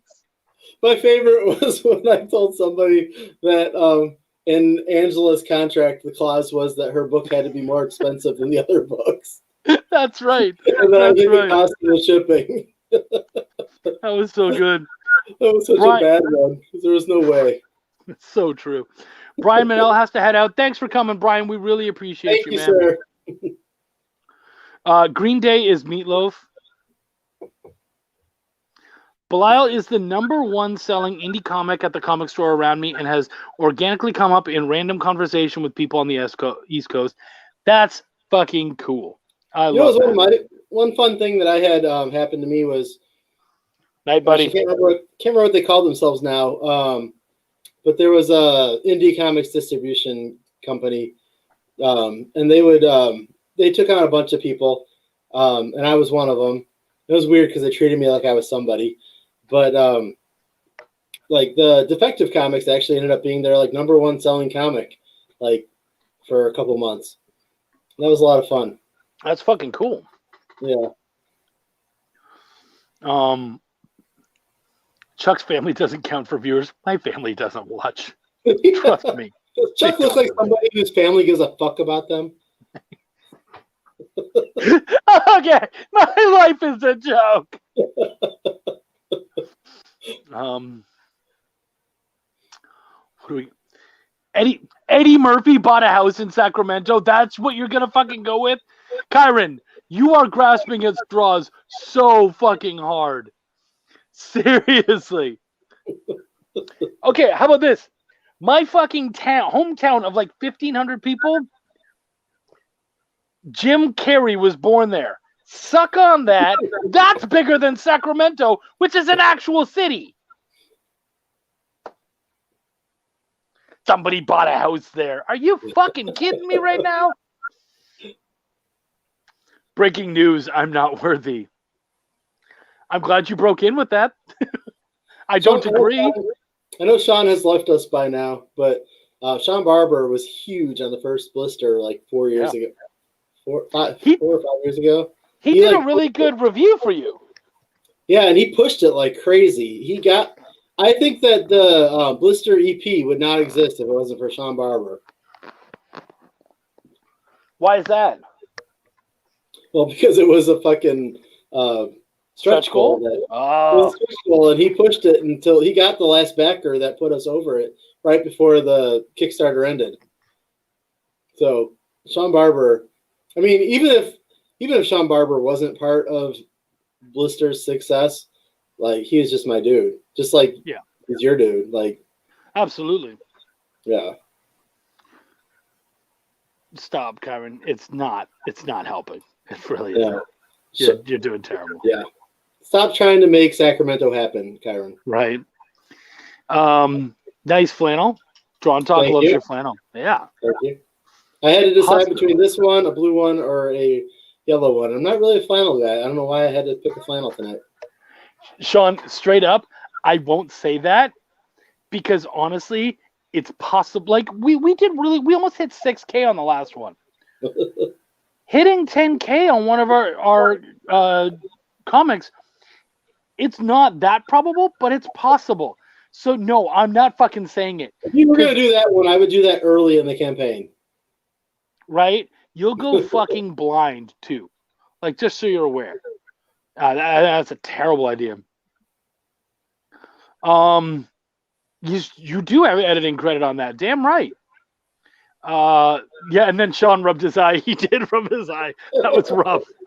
So that is the worst. Jalapeno in the fucking eye? Yep. I've done that. It needed a lot of editing. I agree. Hey, Wendy Shaner's in the house.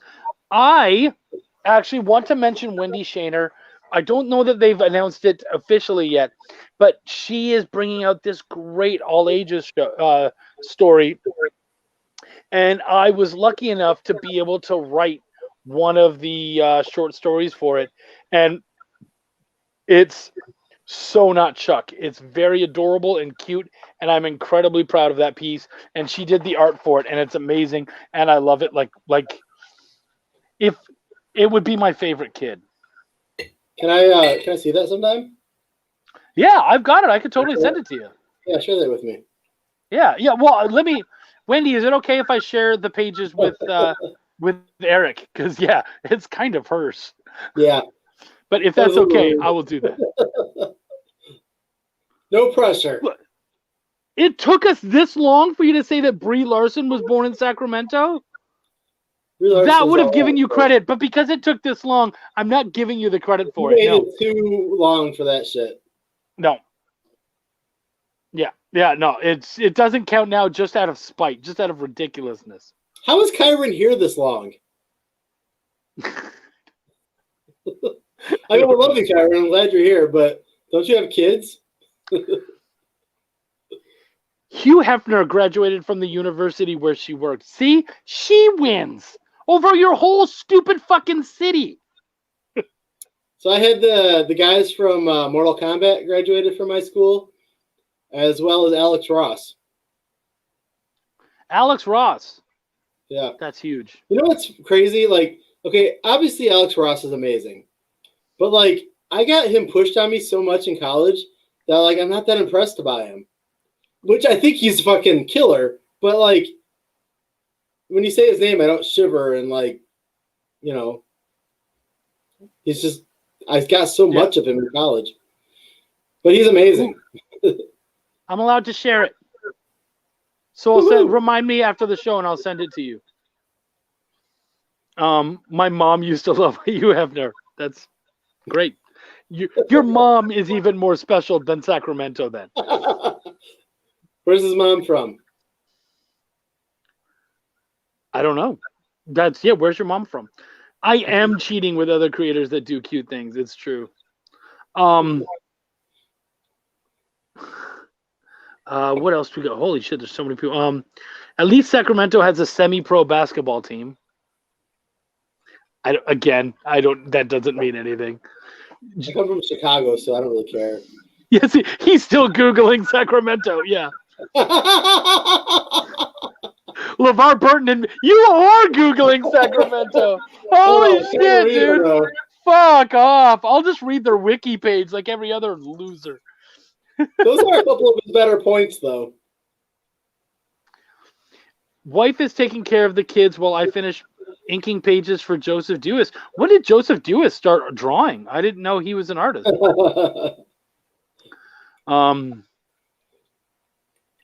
His mom is from South Carolina. Oh. See, now that gives South Carolina cred. Fuck Sacramento. South That's like the Carolina. favorite thing about South Carolina now. It is. Trying to finish my beer. Let's get this wiki busted. All right, let's temporarily get this back onto process and actually working. Now that I've gone through all of the comments by these amazing people. So as an artist, we've seen like you're in Blister, you've got this more kind of cartoonish feel. Is that your go-to, or like have you ever tried your hand at some of the more realistic stuff? Is that something that you're interested in? Oh man, I wish I could pull this up right now. Should have done this from my studio. No, like I mean, I'm a traditionally trained illustrator. Like I took life drawing classes. I think I'm pretty good at it. I wish I could show it. Sucks to say I have like some really great life drawing pieces that I could show. But no, I mean, I created Blister's style. Blister wasn't done in my style. Like I created it for Blister. Like the Adhesive Man stuff was it's very bubbly and big, Garfield eyes, and it's super super cartoony.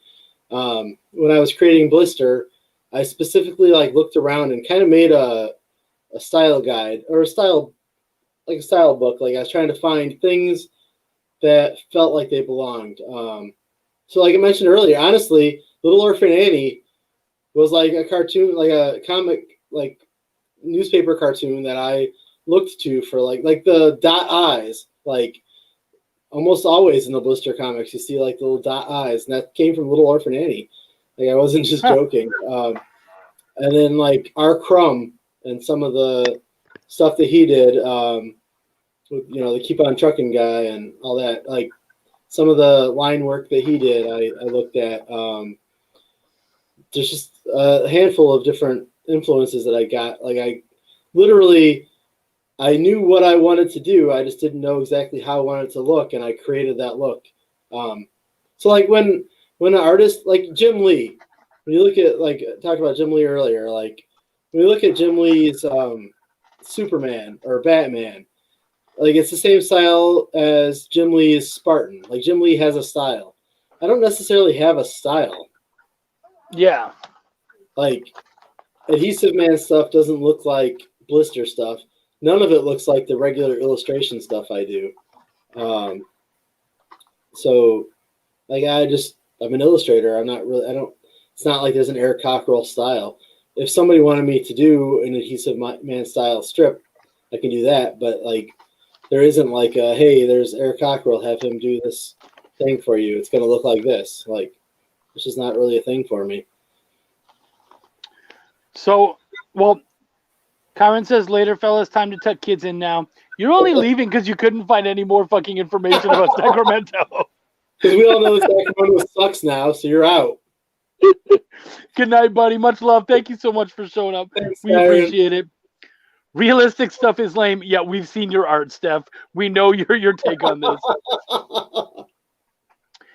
You read Essence House? That's awesome. Thank you. I'm really glad you enjoyed it. That's amazing. I'm still. We have like 7,500 downloads, and I'm always surprised that somebody actually read or listened to it. I had so like the dean of our college, her husband was a creative writing teacher at my school, and I took his class. And like the first story I wrote for him, after class, he like pulled me aside, and he was like, "This is like as good as any like Stephen King story I've written." Like, and it was like, come on, really? Like, but like It's hard to believe that, yeah. he really like, it was weird because I didn't write. I mean, I wrote dumb jokes for, like, I did Adhesive Man for years, but like, I wasn't really a writer. That wasn't what I was going for. And I don't know, I kind of found like years later that I really like writing. Like, I'm actually better at it than I thought. Probably better at it than I am at art, honestly. It was an interesting thing to find out. So Chris Tomasma asked a question. He said, if money wasn't an issue, who would be drawing Blister? I think I know the answer, but I'm interested. Oh, Yeah. You're thinking about it, so I think I'm wrong. If I could like put any money behind anybody to draw Blister, I would have a big fucking fat salary. You would do it yourself? I would draw Blister. Yay! That's what I thought your answer was. It's too personal. I mean, Yes. so like even the artists that I have drawing Blister in my book are all very personally picked. I mean, like, I would say, other than Brian Silvera, who made the book because his fucking drawing was phenomenal. Like, but like, I would have never thought of him. Well, maybe I would have. Like, his Inktober stuff is amazing, and his Bun ridiculous. Stuff, his Bun comic is amazing. Bun is ridiculous, absolutely. Yeah. So I mean, he drew Harv during the Indie-tober, and I was like, hey, can I use that? And he was like, yeah. And he sent me like the PSD or whatever, or PDF, and yeah, it was like a no-brainer to use that somewhere because it was fucking killer. But otherwise, like, anybody that's been involved has been very personal. Greg Warrenchak, like, his he did the one story, which is is the story that, other than like the name changes, that story that he does in the book is basically 100% like straight out of, like, word for word out of my life. That's like the most autobiographical one. And you got someone else to do the art. That's kind of funny. Yeah. But Greg was the artist on Dulce, which, like, if I'm honest about any work I've ever done, Dulce is like my biggest disappointment because it was I think it's fucking great. Like, I love it, but it really didn't catch the way I thought it would. And so I think, like, having him do a piece of Blister, like, really, it meant something. Like, and then Eric Myers does pencils two of my stories, and he's a friend since high school. Like, I love that dude to death. He's been a friend a little shorter than like my buddy Darren that does the Adhesive Man stuff with me. Like, and he's done some cool stuff in his time. So like, if it's not me actually doing Blister, it's always been somebody who's like been very personal to me for some reason. So yeah, if I could have unlimited money to fucking work on Blister, I'd have a fat salary. And thank you. I'm glad you love Dulce. I love Dulce too. I really want to finish Dulce sometime. I love Dulce too.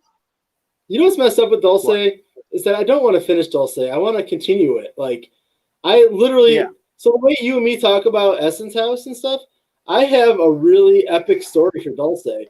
And like the first few issues, like this first arc was like really barely scratching the surface. I have it going like way beyond that into some really cool shit. But we just can't get the support for it. Yeah.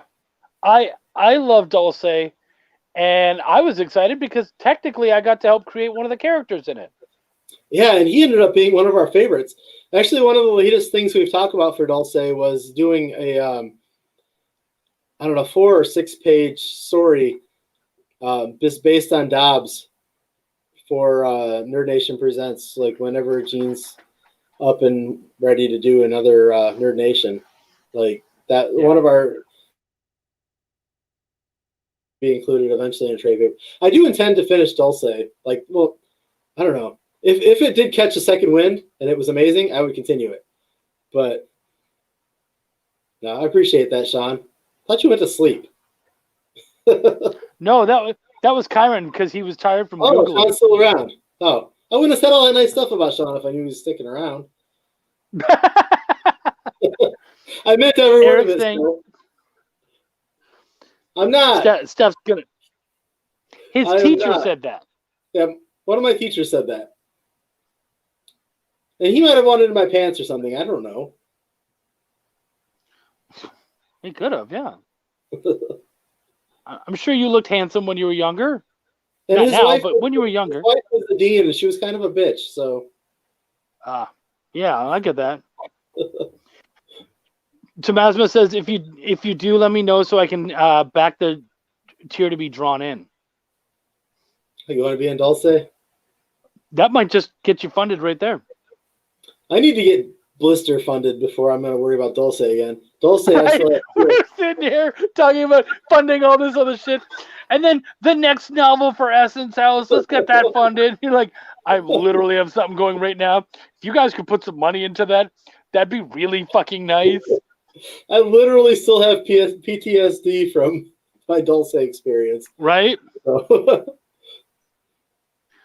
I'm checking Kickstarter right now to see what Blister's at. I haven't checked it in a little while. Boom. Let's see. 43%. 43%, yeah. Which is good. How much has it jumped up today? So when we started, Kyron increased his pledge. Ken Brown jumped in. James Sims jumped in, and Braden Cox jumped in. When we started, I was at, I think I was at 40, and now we're at 43. The good news is that it doesn't look like I'll be listening to Green Day all day tomorrow. Oh, I lost Chuck.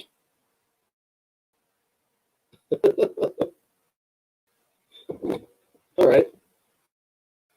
I guess I'm in charge now.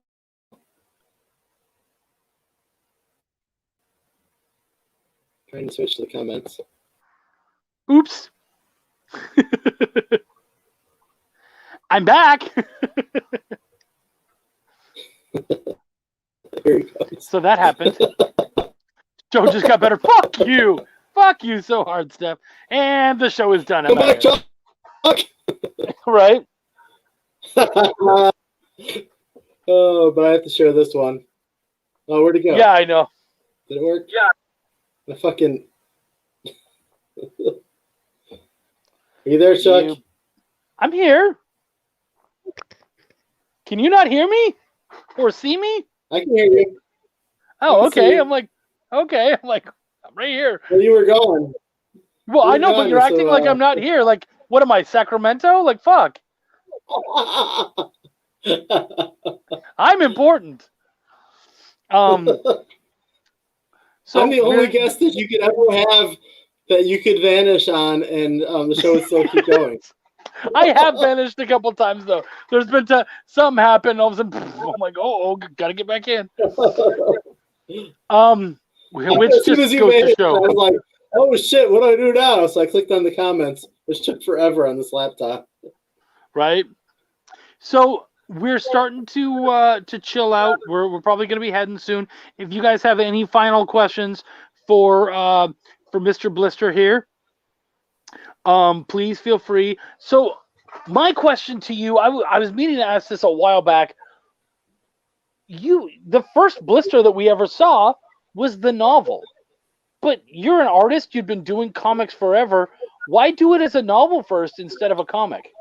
You know, what was messed up was that, so I had been, like I had mentioned, I had been like kicking around this idea of the story about this atheist that joined a Christian band. I had been kicking that around for that was probably 2003 or whatever. I put out Blister in 2016. I probably kicked that around for a good 12 years or something. And I had, at one point I actually wrote newspaper style strip gags. I had 52 of them. I planned out a year. For some reason, there was no way Blister was ever going to be in a fucking newspaper. But I plotted out a whole year's worth of Blister comic strips. And and I sketched out some like characters, and eventually I just decided to. Oh, you know what? Okay, so I do have a better answer. Actually, I don't remember your question, but I have some other things I'm going to say. I was at a zine fest one year, and there was this guy. I think his name was Lawrence Lindell. He had this really great comic, and he had been featured in like a bunch of media, like The View and stuff. And like I was next to him at this convention. I had a table with my buddy Eric Myers, and Eric left. Like I got there late because I had something I think for my son. Eric left, and it was just me at the table, and I was talking to this guy, and Eric had a comic called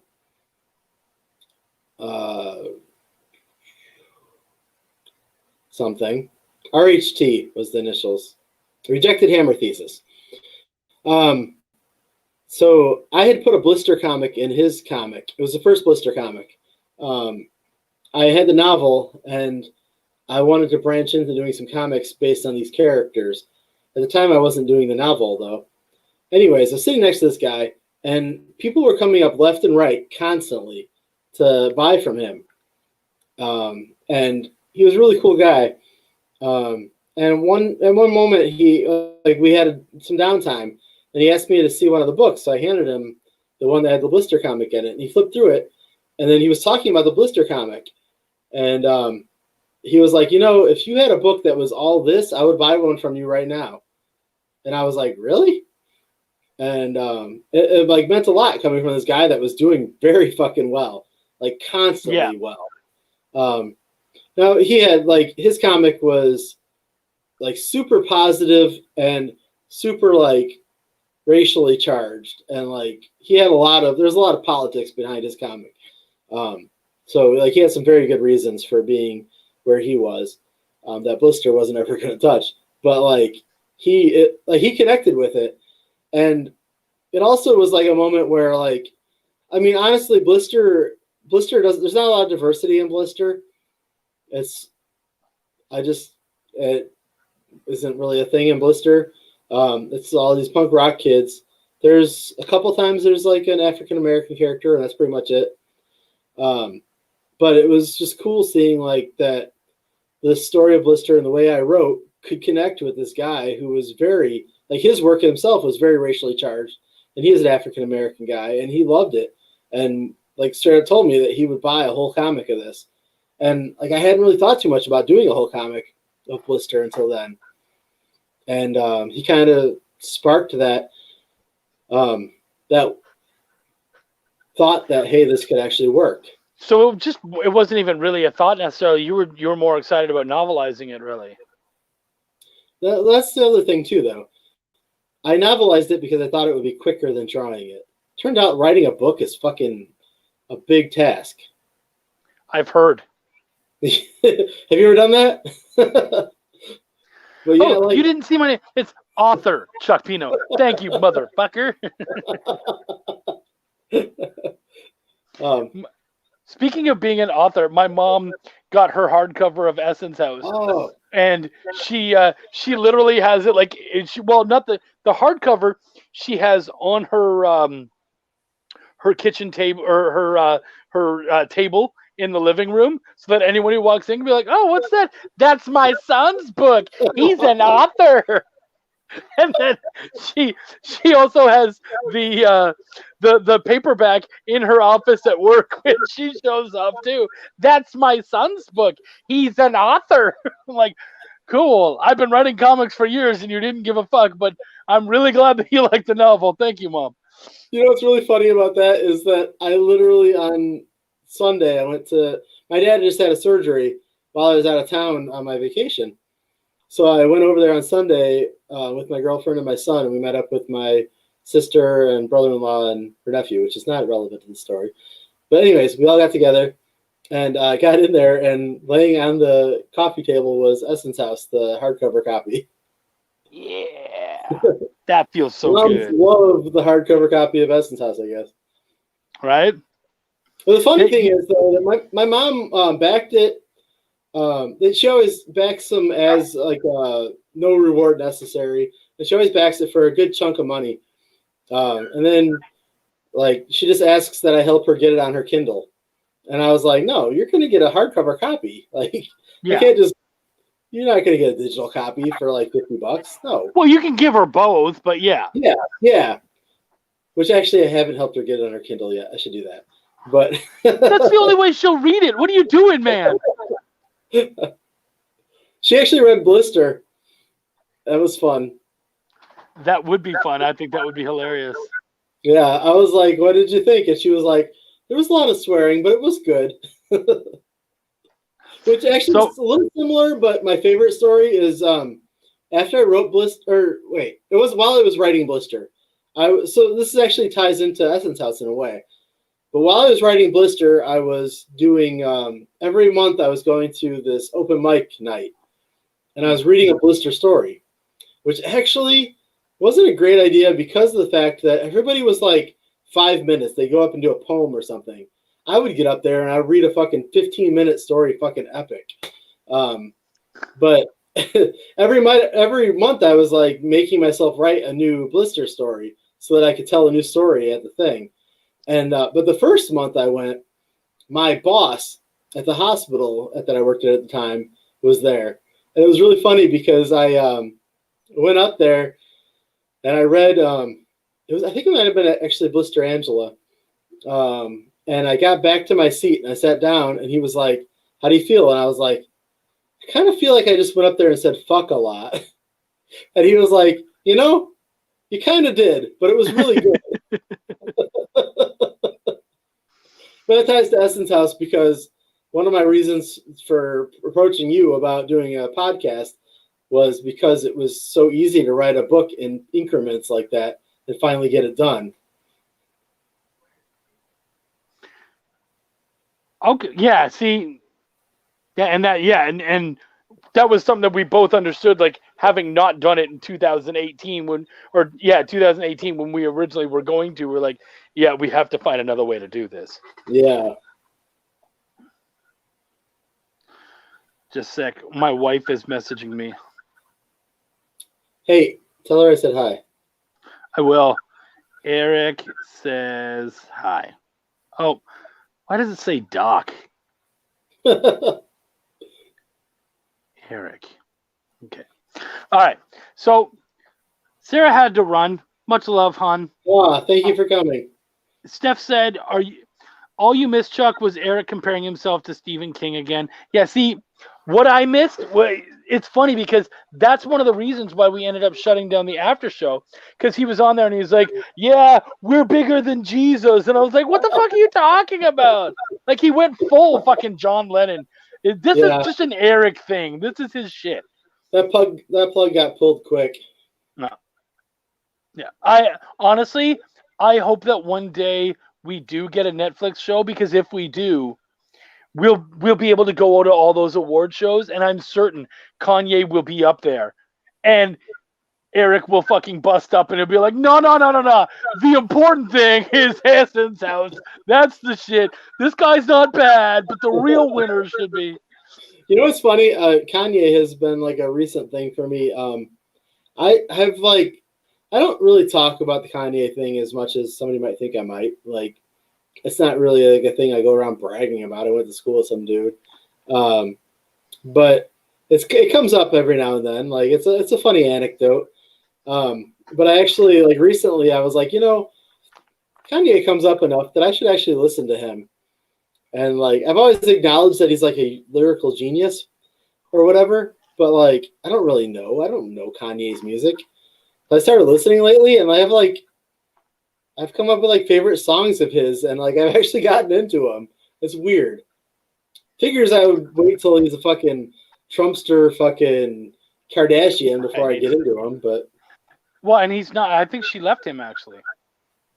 Yeah, they're not together. They have like 3 kids though, so. Yeah, it's like north, south, east, and west, or something like that. She couldn't hold out for that last direction. Right. Like, if she has too many kids, they're gonna be like, yeah, so this is our 7th kid, south, southwest, and then there's like, Magnetic North.